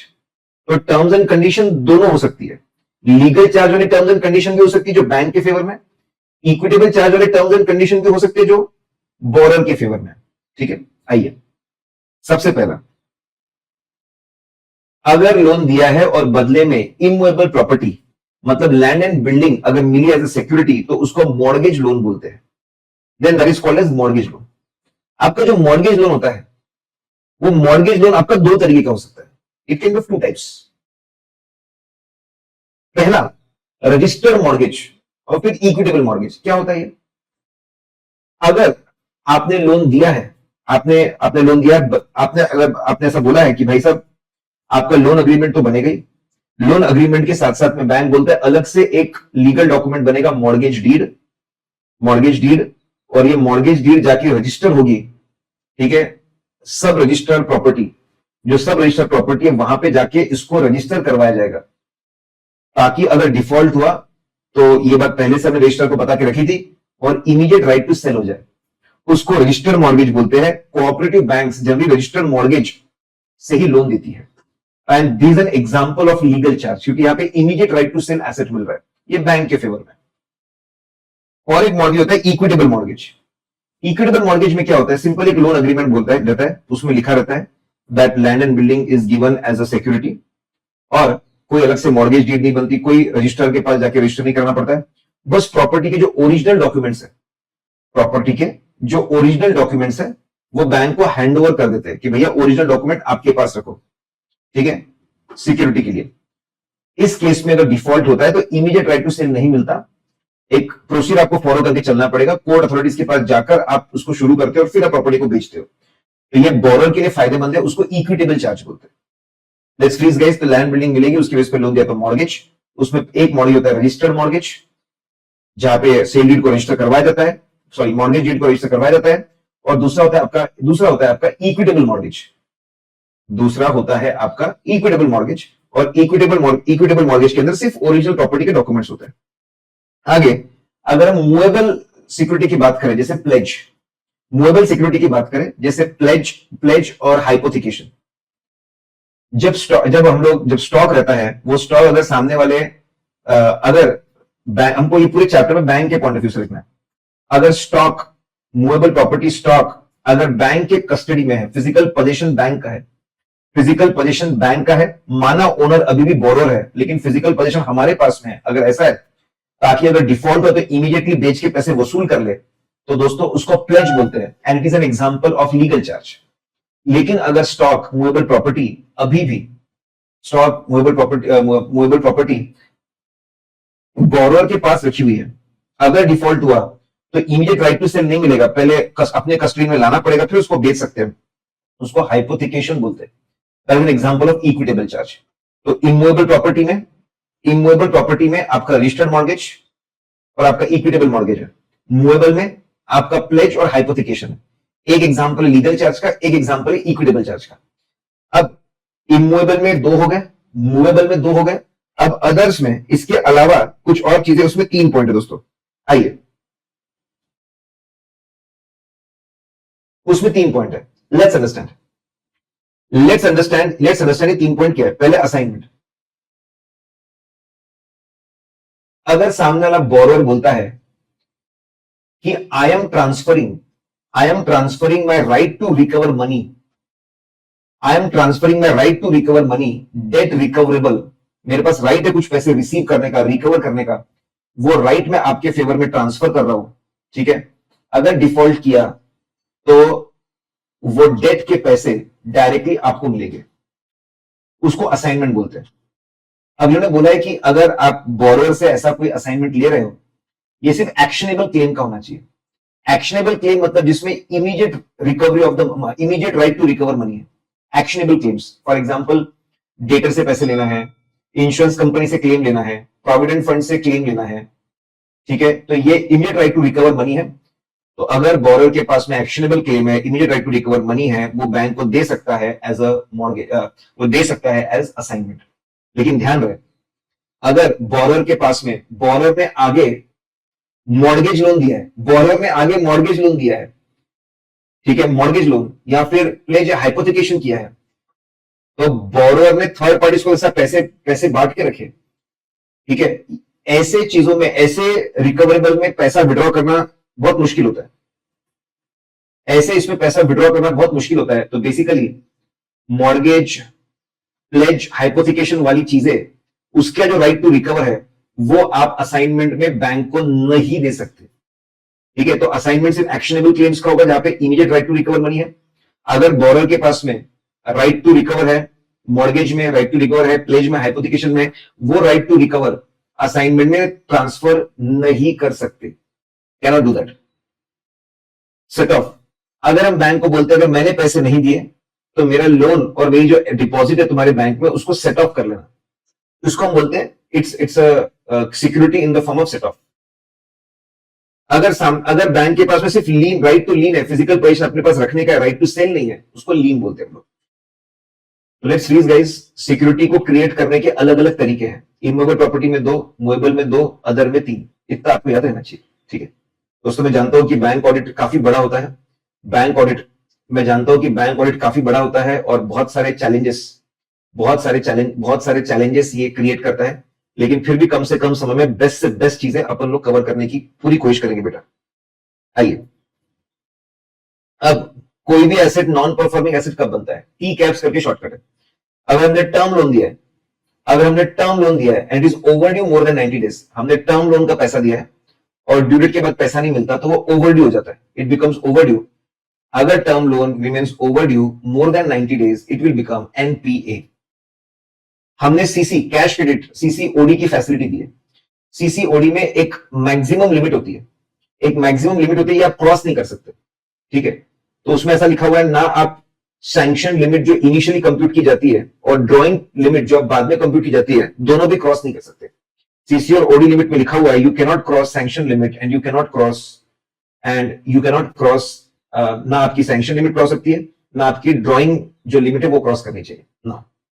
यहाँ पे रेगुलर आपके इंस्टॉलमेंट्स नहीं होते। तो यहाँ पे क्या है, तो आरबीआई ने कॉन्सेप्ट डेवलप किया आउट ऑफ ऑर्डर। क्या बोलता है आउट ऑफ ऑर्डर? अगर सीसीओडी का amount outstanding is more than the limit, sanction limit या आपका ड्राइंग लिमिट, अगर it is outstanding more then it's outstanding, if the outstanding amount is more than the limit for continuously 90 days or more, जो outstanding amount है CCOD का, it is more than the limit for continuously 90 days और मोर, for continuously 90 days और मोर बेटा, तो ये आपको 90 days और मोर, ठीक है, तो ये एनपी हो जाएगा भैया। आउटस्टैंडिंग अमाउंट लिमिट क्रॉस करते रहे, बहुत ही बुरी बात है, बहुत बुरी बात है। अगर outstanding amount is less than the limit लेकिन कोई क्रेडिट्स ही नहीं है, पैसे जमा ही नहीं हुए हैं, जब पैसे जमा हुए तो cash account debit to customer account create करते हैं बैंक की बुक्स में, कस्टमर अकाउंट में कोई क्रेडिट्स ही नहीं है फॉर 90 डेज, एनपीए। क्रेडिट्स है लेकिन वो इतने भी नहीं है कि वो डेबिट्स ऑफ इंटरेस्ट कवर कर सके, अगेन एनपीए। टर्म लोन में मोर देन 90 डेज एनपीए, सीसीओडी में आउट ऑफ ऑर्डर हुआ तो एनपीए, और उसमें 2 है। क्रेडिट कार्ड में सिंपल ध्यान रखिए, इफ हर क्रेडिट कार्ड के स्टेटमेंट में मिनिमम अमाउंट ड्यू होता है, if minimum amount due is not paid within 90 days from the next statement date, 90 days from next statement date, जो काउंटिंग शुरू की 90 डेज की आफ्टर नेक्स्ट स्टेटमेंट डेट, ठीक है, तो that will become NPA. Agriculture loan में 2 तरह crop है, लॉन्ग ड्यूरेशन क्रॉप जिनको लॉन्गर देन 1 ईयर लगता है, short duration crop, other crops. Long duration crop में ड्यू डेट गुजर जाने के बाद में we have to wait for 1 crop season, पूरा 1 क्रॉप सीजन वेट करता है, फिर पैसे नहीं मिले तो एनपीए बोलो। शॉर्ट ड्यूरेशन क्रॉप में we wait for 2 crop season, 2 crop season wait करो, उसके बाद भी पैसे नहीं मिले तो आप एनपीए बोलो, ठीक है। स्टेट लेवल बैंकिंग कमिटी तय करती है हर स्टेट के अंदर क्या होगा। बिल परचेस एंड डिस्काउंटेड, अगर आपने बिल खरीदा वो भी एक तरह का लोन देना है। अगर आपने बिल खरीदा है तो now let's freeze guys, T caps, term loan outstanding overdue more than 90 days, CCOD में आउट ऑफ ऑर्डर कॉन्सेप्ट है, क्रेडिट कार्ड में minimum amount is not paid within 90 days from the next statement date, agriculture advance, long duration crop, short duration crop, bill purchased. तो दोस्तों ये आपका T caps आपका NPA की बात कर रहे हैं हम लोग दोस्तों। T caps account has become NPA. अब ये तो आपके एनपीए नॉर्म्स है। एक डाउट पूछा है, क्या डाउट पूछा है कि सर सैंक्शन लिमिट ज्यादा हो सकती है ना ड्राइंग लिमिट से, क्या सैंक्शन लिमिट ज्यादा हो सकती है ड्राइंग लिमिट से? मैं ऐसा बोलूंगा कि जनरली आपकी drawing limit can be less than और इक्वल टू सैंक्शन लिमिट। एक ही बात है आप जो बोल रहे हैं, drawing limit can be less than और इक्वल टू सैंक्शन लिमिट, या फिर मैं ऐसा बोलूं ड्राइंग लिमिट कभी भी सैंक्शन लिमिट क्रॉस नहीं कर सकती। ड्रॉइंग लिमिट कभी भी, इसके बारे में और डिस्कशन आएगा, ठीक है। चलिए, कमान गाइस, कमान कमान कमान कमान कमान। बैंक ऑडिट में हम लोग काफी सारी बातें हम लोग देख रहे हैं बेटा। हमने फाइनेंशियल स्टेट अकाउंटिंग के और फाइनेंशियल स्टेटमेंट की बात की, ऑडिट के बारे में बात की, अपॉइंटमेंट के बारे में बात की, रेमुनरेशन के बारे में बात की, अलग अलग टाइप की सिक्योरिटीज, टर्म्स एंड कंडीशन के हिसाब से अलग अलग टाइप की सिक्योरिटीज की, अलग अलग टाइप की सिक्योरिटीज की हम लोगों ने बात की, टाइप की सिक्योरिटीज की हमने बात की। अभी हम लोगों ने एनपीएन नॉर्म्स भी देखे। अब उसके कुछ एक्सेप्शंस और क्लैरिफिकेशंस मैं आपको बता रहा हूं फटाफट, बहुत सिंपल से एक्सेप्शंस, ये बहुत इंपॉर्टेंट है बैंक ऑडिट के अंदर, एक्सेप्शंस और क्लैरिफिकेशन। एक सिंपल सी कहानी है, देखो आपको स्क्रीन पे सिंपल सी कहानी दिख रही है, इमेजेस दिख रहे हैं। आईसीआईसीआई बैंक ने मल्टीपल लोन्स दिए मुकेश भाई को। अगर कोई भी बैंक मल्टीपल लोन्स या मल्टीपल इन्वेस्टमेंट्स करती है किसी भी बोरर में, अगर एक भी लोन एनपीए हो जाए, ये एक भी इन्वेस्टमेंट एनपीआई हो जाए, if any loan or investment becomes NPA or NPI, all the loans or investment will become NPA or NPI. कोई भी लोन, ठीक है, अगर मल्टीपल लोन से इन्वेस्टमेंट दिए, एक भी लोन अगर एनपीए एनपीआई होगा तो सारे के सारे आपके जो लोन्स होंगे वो एनपीए एनपीआई हो जाएगा, ठीक है ना। तो ये आपका आईसीआईसीआई बैंक, ये बेटा आपका आईसीआईसीआई बैंक जो है मल्टीपल लोन्स की हम लोग बात कर रहे हैं। नेक्स्ट हम लोग बात करते हैं, अब लोन जो दिया है on the base of security दिया है, एंटीला 10,000 करोड़ का, ठीक है। कभी भी सिक्योरिटी आपको एनपीए से बचा नहीं सकता। सिक्योर्ड लोन्स भी एनपीए होते हैं और अनसिक्योर्ड लोन्स भी एनपीए होते हैं, पहली बात।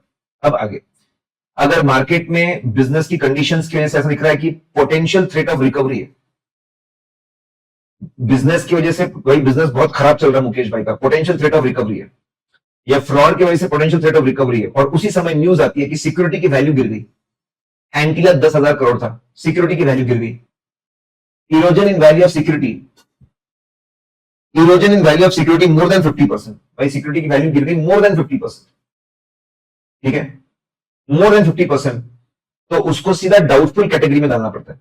ऐसे तो एनपीए में पहली कैटेगरी होती है सब स्टैंडर्ड, अभी देखेंगे, सीधा डाउटफुल में डालना पड़ता है। अगर सिक्योरिटी की वैल्यू इतनी गिर गई है कि लोन का 10% भी वसूल नहीं कर सकते, सपोज एंटीला की वैल्यू 4,000 करोड़ हो गई, फॉल इज मोर देन 50%, सीधा डाउटफुल कर दो। एंटीला की वैल्यू हो गई है 200 करोड़, लोन है 1,000 करोड़ का, भाई सॉरी, लोन 10,000 करोड़ का है, 10,000 करोड़ का लोन, 2,000 करोड़ की सिक्योरिटी, भाई 10% होता है 1,000 करोड़, भाई 1,000 करोड़ भी वसूल नहीं हो रहे। Even 1,000 crores are not getting recovered. ऐसा अगर है कि भाई 1,000 करोड़ भी रिकवर नहीं हो रहे, if this is the case, सीधा लॉस एसेट हो जाएगा वो, 10% लॉस एसेट। आइए दोस्तों, तो आपको इमेज याद रहनी चाहिए। इमेज में मैंने बोला आईसीआईसीआई बैंक एक लोन एनपीए एनपीए, सारे लोन एनपीए एनपीए, सिक्योरिटी बचा नहीं सकती लेकिन डुबा सकती है।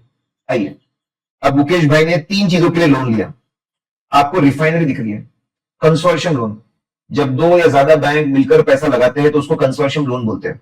SBI, PNB, bank of Baroda, जो सबसे बड़ी बैंक होती है उसको लीड बैंक बोलते हैं, पूरा एडमिनिस्ट्रेटिव काम लीड बैंक करती है। जो बाकी बैंक होते हैं पार्टिसिपेटिंग बैंक होते हैं, पैसा देना, सबसे कलेक्ट करके पैसा देना, फिर इंस्टॉलमेंट का पैसा रिकवर करके सब में बांटना, ये पूरा काम लीड बैंक करती है। अब आरबीआई बोलता है कि सभी बैंक्स को अपने खुद के बुक्स के अंदर स्टेटस देखना है रिकवरी का, उसी को बोलते हैं सर्विसिंग ऑफ लोन। अपने बुक्स में स्टेटस देखना है, उसको हम लोग बोलते हैं सर्विसिंग ऑफ लोन, ठीक है।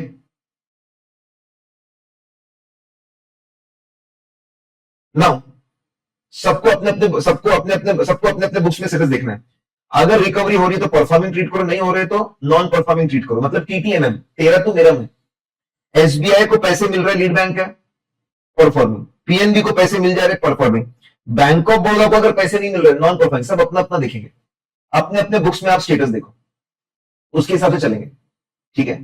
तो 31 मार्च को स्टेटस देखना पड़ेगा, लेकिन इसमें एक एक्सेप्शन है कि आपको अगर एक्सप्रेस कंसेंट, ऐसा वर्ड होना चाहिए, लीड बैंक से एक कंसेंट लेटर आया है और ऐसा बोला है कि आपके पैसे मुझे मिल चुके हैं और आपके पैसे मैं देने वाला हूं, उसमें मुझे कुछ 3-4 दिन का टाइम लगेगा प्रोसीजर पार्ट, लेकिन आपको पैसे इतने जरूर मिल जाएंगे ये डेट तक, और साल खत्म होने के बाद में बराबर वो 2-3 दिन में पैसे मिल भी गए। अगर कंसेंट आया है और सब्सिक्वेंटली पैसे मिल भी गए हैं तो फिर आपको उसको एनपीए करने की जरूरत नहीं है, अगर ऐसा साफ साफ दिया है तो। Let's read guys, consortium finance में सब अपने अपने बुक्स में रिकवरी स्टेटस के हिसाब से एनपीए देखेंगे। एक एक्सेप्शन है सिर्फ कि एक्सप्रेस कंसेंट है प्लस रिकवरी भी हो गई है, तो फिर आप उसको परफॉर्मिंग ट्रीट करेंगे, भले 31 मार्च के बाद पैसे मिले। नाउ वेरी इंटरेस्टिंग अगेन दोस्तों, ये एकदम क्रिटिकल चीजें हैं एमसीक्यू के लिए, ये एकदम क्रिटिकल चीजें हैं, ठीक है, एकदम क्रिटिकल चीजें हैं एमसीक्यू के लिए। आइए,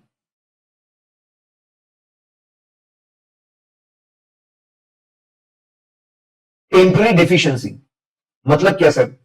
अगर कोई बोरोअर डॉक्यूमेंट्स की डेफिशिएंसी, मतलब डॉक्यूमेंट बराबर सबमिट नहीं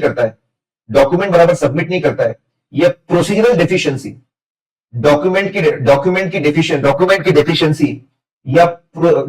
डेफिशिएंसी या प्रोसीजरल डेफिशिएंसी, अगर कोई बंदा डॉक्यूमेंट्स या प्रोसीजरल डेफिशिएंसी करता है तो वो भी अकाउंट एनपी हो सकता है। आइए, 3 केस कवर है यहाँ पे।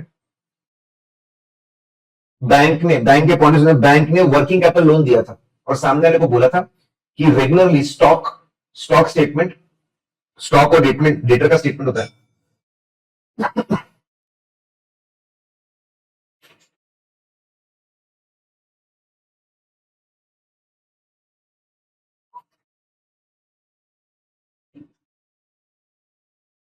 आपको स्टॉक स्टेटमेंट रेगुलरली भेजना है, स्टॉक और डेटर स्टेटमेंट। बैंक के पास जो स्टॉक और डेटर स्टेटमेंट है that is older than 3 months, 3 महीने से ज्यादा हो गए, इसने स्टॉक स्टेटमेंट सबमिट नहीं किया, तो वो अकाउंट विल बिकम इररेगुलर, तो वो इररेगुलर बन जाएगा। और अगर ऐसा चलता रहा for continuous period of 90 days, और अगर ऐसा चलता रहा for continuous period of 90 days, तो इट विल बिकम एनपीए। मतलब 3 महीने बाद इट विल बिकम इररेगुलर, 3 महीने बाद इट विल बिकम इररेगुलर, और उसके बाद 90 डेज के बाद 90 डेज के बाद 90 डेज के बाद में it will become NPA. Very interesting, very important. 3 months plus 90 days, तो मोटा मोटी 180 दिन मिल जाते हैं। ये जो सीसी लिमिट और ओडी लिमिट है ये हर साल रिन्यू करनी पड़ती है। सीसी लिमिट और ओडी लिमिट हर साल रिन्यू करनी पड़ती है। अगर इसको रिन्यू नहीं किया जाता within 180 days from the due date, ये प्रोसीजरल काम नहीं किया जाता, तो वापस इट विल बिकम एनपीए। तो वापस बेटा ये एनपीए बन जाएगा ना। हमने टेम्पररी, यस मैनेजर के पास पावर होता है temporary emergency ad hoc credit allow करने का। अब सामने वाले की जिम्मेदारी थी कि भाई देखो टेम्पररी मैंने पैसा दिलवाया, पे कर दी। Ad hoc limit is not renewed, it is not resolve, it is not repaid, it is not renewed, convert into regular limit within 180 days. 180 दिन हो गए यार, तूने अभी तक इसको पे ऑफ नहीं किया, रिजॉल्व नहीं किया, रिन्यू नहीं किया, बुरी बात है, ये प्रोसीजरल काम तूने नहीं किया, it will become NPA.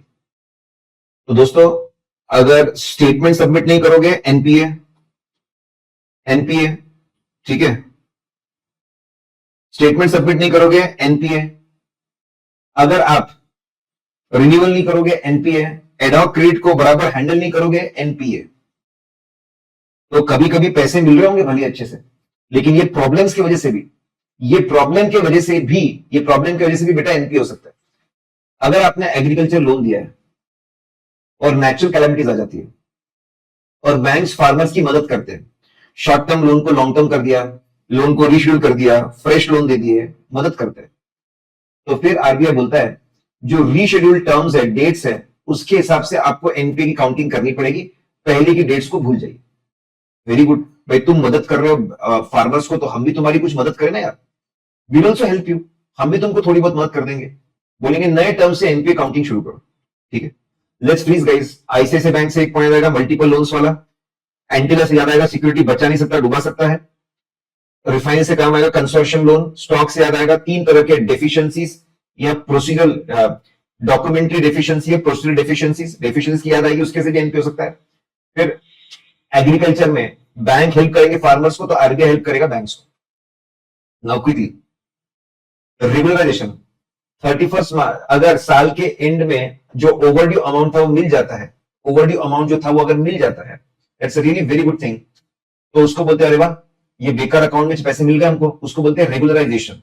Account regularise हो गया तो it will not be considered NPA, तो उसको हम एनपीए कंसिडर नहीं करेंगे। लेकिन हमको ऐसा दिखता है कि आखिरी में कुछ क्रेडिट्स आए थे, कुछ क्रेडिट्स आए थे और पैसा आया था, सब्सिक्वेंटली वो पूरा पैसा विड्रॉ हो गया, पैसा आया और वापस ले लिया, या फिर हमारी बैंक ने एक नया लोन दिया था पुराने को पे करने के लिए। इसका मतलब इस अकाउंट में फाइनेंशियल इश्यूज है, इनहेरेंट वीकनेस है। इनहेरेंट वीकनेस मतलब फाइनेंशियल इश्यूज है। देखो अकाउंट में आखिरी में पैसे आए, रेगुलराइजेशन हुआ, बहुत बढ़िया, उसको देखकर ऐसा लगा एनपीए ट्रीट नहीं करेंगे। लेकिन देखा आखिरी में क्रेडिटर पैसे जा रहे हैं या फिर अपने ही लोन से पैसे आ रहे हैं, तो उसको इनहेरेंट वीकनेस, फाइनेंशियल इश्यूज बोलते हैं। भाई प्रॉब्लम इस अकाउंट में, भरोसा नहीं कर सकते, डीम्ड एज एनपीए। रेगुलराइजेशन आपको बचा सकता है, लेकिन उसमें इनहेरेंट वीकनेस निकला तो डूबा सकता है, deemed as NPA. Government guarantee, अगर सेंट्रल गवर्नमेंट की गारंटी है तो उसको एनपीए ट्रीट नहीं करेंगे। सेंट्रल गवर्नमेंट की गारंटी है और गवर्नमेंट ने रेपुडिएट नहीं किया है, मना नहीं किया है, when asked for money, when invoked, central government की गारंटी है, तो उस अकाउंट को हम लोग एनपीए नहीं करेंगे जब तक सेंट्रल गवर्नमेंट इस गारंटी को कैंसिल नहीं करता, ठीक है, तब तक। स्टेट गवर्नमेंट की गारंटी से कोई बचेगा नहीं। सेंट्रल गवर्नमेंट की गारंटी है तो एनपीए नहीं मानेंगे, स्टेट गवर्नमेंट की गारंटी है तो कोई एनपीए से प्रोटेक्शन नहीं है। वेरी इंपॉर्टेंट, सुपरफाइज सिक्योरिटीज, ये 5 चीजों के बेस पे लोन दोगे कभी भी एनपीए नहीं होगा। सबसे सेफ टर्म डिपॉजिट, एफडी, खुद का डिपॉजिट, अपने डिपॉजिट, उसने मेरे बैंक में डिपॉजिट बनाया था, एफडी बनाया था, उसके बेस पे मैं लोन दे रहा हूं, बहुत ही सेफ। पैसे नहीं दे तो सेट ऑफ मालूंगा। फिर NSC, national saving certificate, KVP, Kisan Vikas Patra, IBP, Indira Vikas Patra, LIP, life insurance policy. Life insurance policy एकदम इनके बेसिस पे कभी लोन दिया है, इनके बेसिस पे कभी भी लोन दिया है, वो एनपीए नहीं होगा। जैसे सेंट्रल गवर्नमेंट का लोन एनपीए नहीं होता है, इनके बेस पे लोन दिया वो एनपीए नहीं होगा। सिक्योरिटी होनी चाहिए। लेट्स प्लीज गाइस, अगर आपने स्टाफ को लोन दिया है एज अ एम्प्लॉयर तो उसको अदर एसेट्स में बताते, और लोन दिया एज अ बैंकर तो उसको एडवांसेस में बताते। स्टाफ एडवांसेस में कभी कभी इंटरेस्ट की रिकवरी लेट होती है, चलता है, जब तक अग्रीमेंट के हिसाब से सब कुछ चीजें चल रही है, भले फिर वो लेट हो, कुछ भी हो, कैसी भी हो, एवरीथिंग इज फाइन, ठीक है, तब तक उस लोन को ओवरड्यू या एनपीए मानना नहीं चाहिए। लेट्स फ्रीज गाइस, तो ये काफी इंपॉर्टेंट था, एनपीए नॉर्म्स, इसके ऊपर केस स्टडीज आते हैं, इसके ऊपर केस स्टडीज रहते हैं, इसके ऊपर एमसीक्यूज बहुत है। आइए दोस्तों यहां पर लेट्स सी, ध्यान दीजिए। 90 days due date, due date के पहले परफॉर्मिंग एसेट, ड्यू डेट के बाद परफॉर्मिंग एसेट, 90 दिन तक परफॉर्मिंग एसेट, 90 दिन तक ये परफॉर्मिंग एसेट या स्टैंडर्ड एसेट रहता है। जब मोर देन 90 डेज होते हैं, इट गोज टू एनपीए, तो ये एनपीए हो जाता है, एनपीए कैटेगरी में आता है। एनपीए में 1 साल तक ये सब स्टैंड में रहेगा, अभी भी पैसे वसूल नहीं हुए, तो अगली कैटेगरी डाउटफुल। डाउटफुल के अंदर 3 सब कैटेगरीज है, doubtful for 1 year, 1 to 3 year, above 3 year, ठीक है। और अगर मार्केट में दिवालिया घोषित हो गया, मार्केट में प्रैक्टिकल चीजों को अगर देखें, तो दिवालिया घोषित हो चुका है, ठीक है भैया, दिवालिया घोषित हो गया है मार्केट में। अगर ऐसा है तो उसको लॉस एसेट बोलते हैं। भाई मार्केट में क्लियरली दिख रहा है कि पैसे पॉसिबल नहीं है, दिवालिया घोषित हो गया है, ठीक है, बैंकरप्ट अनाउंस हो गया है, तो उसको लॉस एसेट ट्रीट करते हैं मार्केट कंडीशंस को देखकर। नाउ वेरी इंपॉर्टेंट, ये आपको एमसीक्यू में आ सकता है। परफॉर्मिंग एसेट में 0.4% तो भी आपने बना के रखना चाहिए, प्रोविजन 0.4% बना के रखना चाहिए। सिक्योर्ड अनसिक्योर्ड से फर्क नहीं पड़ता। फिर सिक्योर्ड में मैं ऐसे 15, 25, 40, 100, सब स्टैंड में 15%, सब स्टैंड में 15%, फिर डाउटफुल में 25%, up to 1 year, above 1 year, up to 40%, 100%, इतना मेंटेन करके चलना पड़ेगा। अनसिक्योर्ड में तो जैसे ही एनपीए हुआ 25% प्रोविजन मेंटेन करना है, और डाउटफुल हुआ तो 100% मेंटेन करना है। Very important from calculation point of view. Sir ये ऐसे में क्या होता है, आइए, स्पेशल मेंशन अकाउंट। ऐसे में क्या होता है आपका special mention account, special mention account, special mention account. Sir ये स्पेशल मेंशन अकाउंट क्या होता है? ऐसे अकाउंट जो आपको अर्ली सिग्नल दे रहे हैं कि ये स्ट्रेस में है, प्रॉब्लम में है, एनपीए बन सकते हैं, उसको बोलते हैं स्पेशल मेंशन अकाउंट। आइए, अलग अलग कैटेगरीज है। ऐसे में 0, अगर कोई लोन है उसका अमाउंट ओवर ड्यू है 1 to 30 days, it is SMA 0. 1 to 60, it is SMA 1. 61 to 90, it is SMA 2.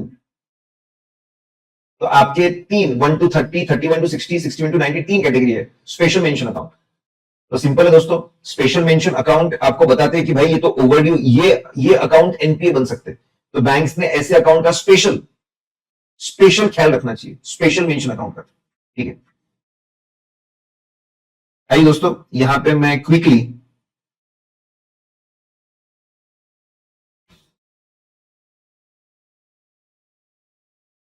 जब कोई भी बंदा बैंक के पास आता है तो उसका ओवरऑल फाइनेंशियल हेल्थ, उसका पास्ट, उसकी ओवरऑल फाइनेंशियल हेल्थ, कितने एसेट्स हैं, फ्यूचर क्या है, उन सबको ध्यान में रखकर एक सैंक्शन लिमिट सेट करता है. इसको तोड़ते भी है कि भाई मैक्सिमम कितना टर्म लोन, मैक्सिमम कितना सीसीओडी, इसको तोड़ा भी जाता है, लिमिट्स बनाई जाती है, सारी सैंक्शन लिमिट.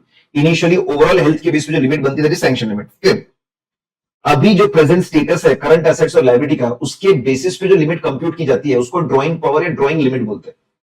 ठीक है, ड्रॉइंग पावर या ड्रॉइंग लिमिट की भी अभी क्या स्टेटस है करंट एसेट्स का, उसके बेस पे हमने मैक्सिमम कितना फाइनेंसिंग करना चाहिए, that is drawing power, drawing limit. It is generally less और इक्वल टू सैंक्शन लिमिट, कभी उससे ज्यादा नहीं होता. ठीक है, कैसे कैलकुलेट करते हैं, बहुत आसान. ठीक है,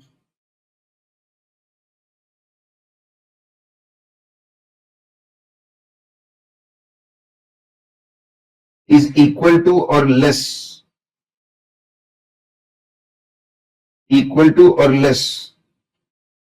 देन सैंक्शन लिमिट. कैलकुलेट कैसे करते हैं, आइए दोस्तों, हमको सैंक्शन लिमिट पता है, ड्रॉइंग लिमिट पता है, बहुत सिंपल है. स्टॉक में से, ठीक है, आप स्टॉक में से सीए फाइनल में पूछा था इस बार, ये सीए फाइनल के क्वेश्चन पेपर में इस बार पूछे था, ये कैलकुलेट करना बहुत सिंपल. पहले जो आपका अनपेड स्टॉक, क्रेडिटर्स माइनस कर दो. भैया अगर कल कुछ प्रॉब्लम हो कंपनी को, क्रेडिटर्स अपना माल सबसे पहले लेकर जाएंगे. आपका जो अनपेड स्टॉक है, क्रेडिटर्स है, बिल ऑफ एक्सचेंज है, बिल्स पेबल है, एक्सेप्टेंसेस है, वो माइनस कर दो. इतना स्टॉक ही उठा के लेके जाएंगे. कुछ को हमने बिल ऑफ एक्सचेंज दिया था, वो बोलेंगे भाई मैं क्या करूं इसका, पहले अगर कुछ गड़बड़ हुई तो मेरा स्टॉक लेकर जाऊंगा. फिर तो पहले आप अनपेड स्टॉक वाली चीजों को माइनस कर दो. जो बच जाएगा अभी, और इसमें एक एडजस्टमेंट कि कोई डैमेज स्टॉक है, डिफेक्टिव स्टॉक है, वो भी माइनस कर दो. अनपेड स्टॉक मतलब आपके क्रेडिटर्स, एक्सेप्टेंसेस माइनस कर दिया आपने. ठीक है, उसके बाद में damage goods, damage defective goods है, वो भी माइनस कर दो. उसके बाद जो बचेगा, मार्जिन हमेशा आखिरी में माइनस करना. मार्जिन रख करो तो आपको स्टॉक के बेस में 300 करोड़ का फाइनेंसिंग हो सकता है. डेटर में से भी इन एलिजिबल डेटर दिया नहीं आता, लिखा नहीं होता लेकिन समझ में आ रहा देखकर, फॉरेन करेंसी डेटर है, बहुत पुराने डेटर्स है, उसको माइनस कर दो. फिर वापस आप फिर उसके बाद में मार्जिन माइनस करो, तो आपके पास में टोटल ड्रॉइंग पावर आ जाएगा. तो ध्यान रखना दोस्तों, पहले कुछ एडजस्टमेंट होंगे और मार्जिन सबसे आखिरी में माइनस होगा. ठीक है, कॉमन सेंस. तो हमको पता है सैंक्शन लिमिट क्या होती है, ड्रॉइंग लिमिट क्या होती है. भाई बैंक की ड्यूटी है रेगुलरली डेटा कलेक्ट करो, मंथली क्वार्टर बेस पे ड्रॉइंग पावर निकालो और देखो ड्रॉइंग पावर के हिसाब से चीजें बराबर चल रही है ना, कोई अकाउंट एनपीए तो नहीं हो गया. सिंपल है, बैंक की ड्यूटी.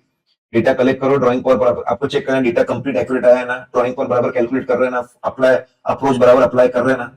ठीक है, फिर ऑडिटर की जिम्मेदारी बस यही है, बैंक का काम चेक करना, जो डेटा आया था बेसिक वो बराबर, जो अंडरलाइन डेटा बराबर है ना, ड्रॉइंग पावर कैलकुलेशन बराबर है ना. ठीक है, ये ऑडिटर की जिम्मेदारी है. जो काम बैंक को चेक करना है वही तो ऑडिटर को चेक करना है. स्टॉक ऑडिट, जहां पे funded exposure more than 5 crore, दोस्तों लेटेस्ट मॉड्यूल में 5 करोड़ है, इसके पहले के मॉड्यूल में उन्होंने निकाल दिया था, कहीं पे एक जगह पे 15 करोड़ भी लिखा है. ठीक है, कहीं पे एक जगह पे तो 15 करोड़ भी लिखा है, लेकिन 5 करोड़ को लेकर चलो, ये भी मॉड्यूल में दिया हुआ है. अगर फंडेड एक्सपोजर 5 करोड़, अगर मोर देन 5 करोड़ है, तो फिर एक सीएसीए फर्म को अपॉइंट करते हैं, डिफरेंट फ्रॉम ऑडिटर, उनको अपॉइंट करते जाओ हमारे बिहाफ में जाकर देखो बिजनेस बराबर चल रहा है ना, सही में स्टॉक इतना है ना, सही में लीटर इतना है ना, सही में चीजें ऐसी है ना जैसी बोली गई, जाकर चेक करो. उसको हम लोग बोलते हैं stock audit report. Consortium finance में लीड बैंक करवाता है, बाकी सबके कॉपी शेयर करता है. रिपोर्ट करना पड़ेगा, कॉमन सेंस. अगर गलत सिक्योरिटी के बेस पे लोन दिया, रिपोर्ट करो. अकाउंट इरेगुलर हो गया, रिपोर्ट करो. कैलकुलेशन बराबर नहीं है, रिपोर्ट करो. सैंक्शन लिमिट क्रॉस हो गई है, रिपोर्ट करो. ओके, तो दोस्तों ये भी लंबा चौड़ा था ड्रॉइंग पावर कैलकुलेशन. अब क्विकली दोस्तों एक फ्लो में आइए, फ्लो भी नहीं है, कुछ खास बातें. Allocation of bill discounted. अरे दोस्तों, इनकम रिलेटेड कुछ बातें बता रहा हूं आपको, इनकम रिलेटेड कुछ बातें बता रहा हूं। Let's see guys, if part of the bill is outstanding, if part of the bill is outstanding as on year end, तो part of the bill belongs to next year, part of the bill belongs to next year, उसका time period अगले साल में जा रहा है, तो उसका कुछ अनएक्सपायर्ड डिस्काउंट होता है, रिबेट ऑन बिल डिस्काउंट होता है, तो डिस्काउंट अकाउंट से निकाल के उसको रिबेट अकाउंट में डालते हैं, और जो रिबेट अकाउंट एक क्रेडिट बैलेंस होता है, इसको अदर लाइबिलिटीज में बताया जाता है। तो जब भी, ठीक है, जब भी जो डिस्काउंट इनकम है, बिल की जो डिस्काउंट इनकम है, वो डिस्काउंट इनकम जिसका, अगर आपने बिल खरीदा है, अगर आपने बिल डिस्काउंटिंग की है, आपने बिल खरीदा है और साल के एंड में आउटस्टैंडिंग है, part of the bill belongs to next year, तो उतना कैलकुलेट करना पड़ेगा, उतना आपको यू हैव टू कैलकुलेट कि कितना डिस्काउंट है वो, और उसको अगले साल में ट्रांसफर करना पड़ेगा। That is rebate on bill discounted. ठीक है, अगर बैंक ने अपना ही बिल रीडिस्काउंट किया, मतलब बेच दिया, तो आपका जो डिस्काउंट फिर इनकम नहीं होता है, डिस्काउंट एक्सपेंस होता है। ठीक है, तो आपका वो डिस्काउंट एक्सपेंस जाएगा, उसको इनकम से नेट ऑफ मत करिए, अलग अलग बताइए। Let's freeze guys, bill discount की एलोकेशन की रिबेट की बात की, और अगर आप डिस्काउंटिंग करते हो, अगर आप बिल खरीदते हो तो डिस्काउंट इनकम है, वैसे ही अगर आप बिल बेचते हो तो डिस्काउंट एक्सपेंस होता है, उसको अलग अलग बताइए। दोस्तों कुछ खास खास बातें बताते जा रहा हूं।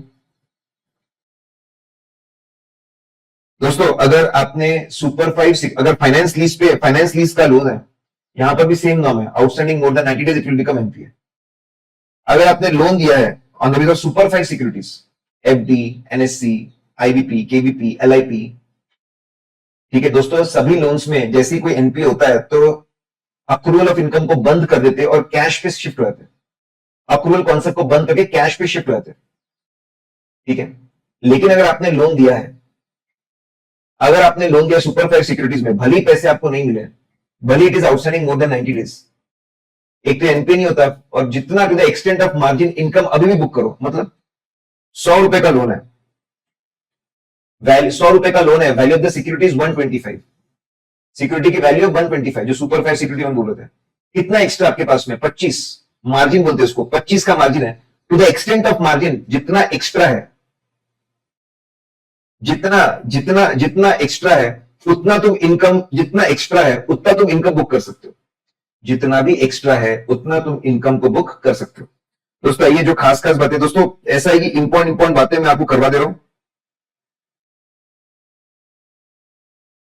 मटेरिटी लेवल, ध्यान सुनो दोस्तों, आरबीआई ने मटेरिटी लेवल सेट किए, जो इनकम ग्रॉस बेसिस पे बुक होते हैं, जैसे इंटरेस्ट इनकम, उसके लिए मटेरिटी लेवल है 1% ऑफ टोटल इनकम। जो नेट बेस पे बुक करते हैं, profit loss on sale of investment, profit loss on revaluation of investment, उसके लिए 1% of net profit before tax, दो अलग अलग लिमिट्स।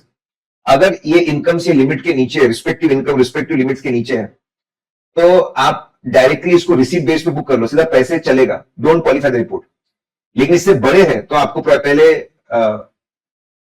आप रिसीट बेस पे, पहले आपको ड्यू करना पड़ेगा प्रॉपर पीरियड में, फिर उसके बाद में आपको पैसे मिलेंगे और रिकवरी बुक होगी। छोटे मोटे चीजों के लिए सीधा रिसीट बेसिस चलने दो, बड़े चीजों के लिए तामझाम करो। ठीक है ना। तो दोस्तों काफी कुछ हम लोगों ने किया है, काफी कुछ हम लोगों ने किया है। आइए, क्या बैंक में बहुत सारी अलग अलग टाइप्स की रिपोर्ट होती है? क्या बैंक्स में बहुत सारी अलग अलग टाइप्स की रिपोर्ट होती है? यस, इटैलिक्स, ध्यान दीजिए बेटा, इटैलिक्स, इटैलिक्स सर ये क्या है? हम जो रिपोर्ट बनाते हैं फाइनेंशियल स्टेटमेंट में, उसके अलावा बहुत सारी रिपोर्ट बनती है। I stand for IRAC, income recognition asset classification, NPA norms बराबर फॉलो किए क्या, उसकी रिपोर्ट बना के देनी पड़ती है। ट्रेजरी के ऑपरेशंस, जहां पे जो डिपार्टमेंट पूरा पैसा इन्वेस्टमेंट संभालता है, उसकी ऑपरेशन आरबीआई इंस्ट्रक्शन के हिसाब से बताना पड़ता है। A stand for adverse credit deposit ratio है क्या रूरल एरियाज में, कि भाई लोन ज्यादा दिया और डिपॉजिट कम है, वो भी बताना पड़ता है। ठीक है। L stand for long form audit report, long form audit report bank के इंटरनल जो डिपार्टमेंट्स की जो फंक्शनिंग है उसके ऊपर होता है, कि वो बराबर काम कर रहे हैं ना, ग्रोथ है ना, इंप्रूवमेंट है ना, वो देखा जाता है। लॉन्ग फॉर्म ऑडिट रिपोर्ट ये भी सबमिट करना पड़ता है बना के, आपको कोर्स में डिटेल नहीं है। I for internal financial control over financial reporting, internal financial control over financial reporting. ठीक है, ये बैंक्स को भी लगता है, वहां पर भी रिपोर्ट देनी पड़ती है। फिर कमिटीज का कंप्लायंस घोष कमिटी ने फ्रॉड को रोकने के लिए कुछ रिकमेंडेशन दिए थे, जिलानी कमिटी ने कंट्रोल्स को स्ट्रॉन्ग करने के लिए कुछ रिकमेंडेशन दिए थे, फॉलो किया क्या, उसकी उसकी भी रिपोर्ट देनी पड़ती है।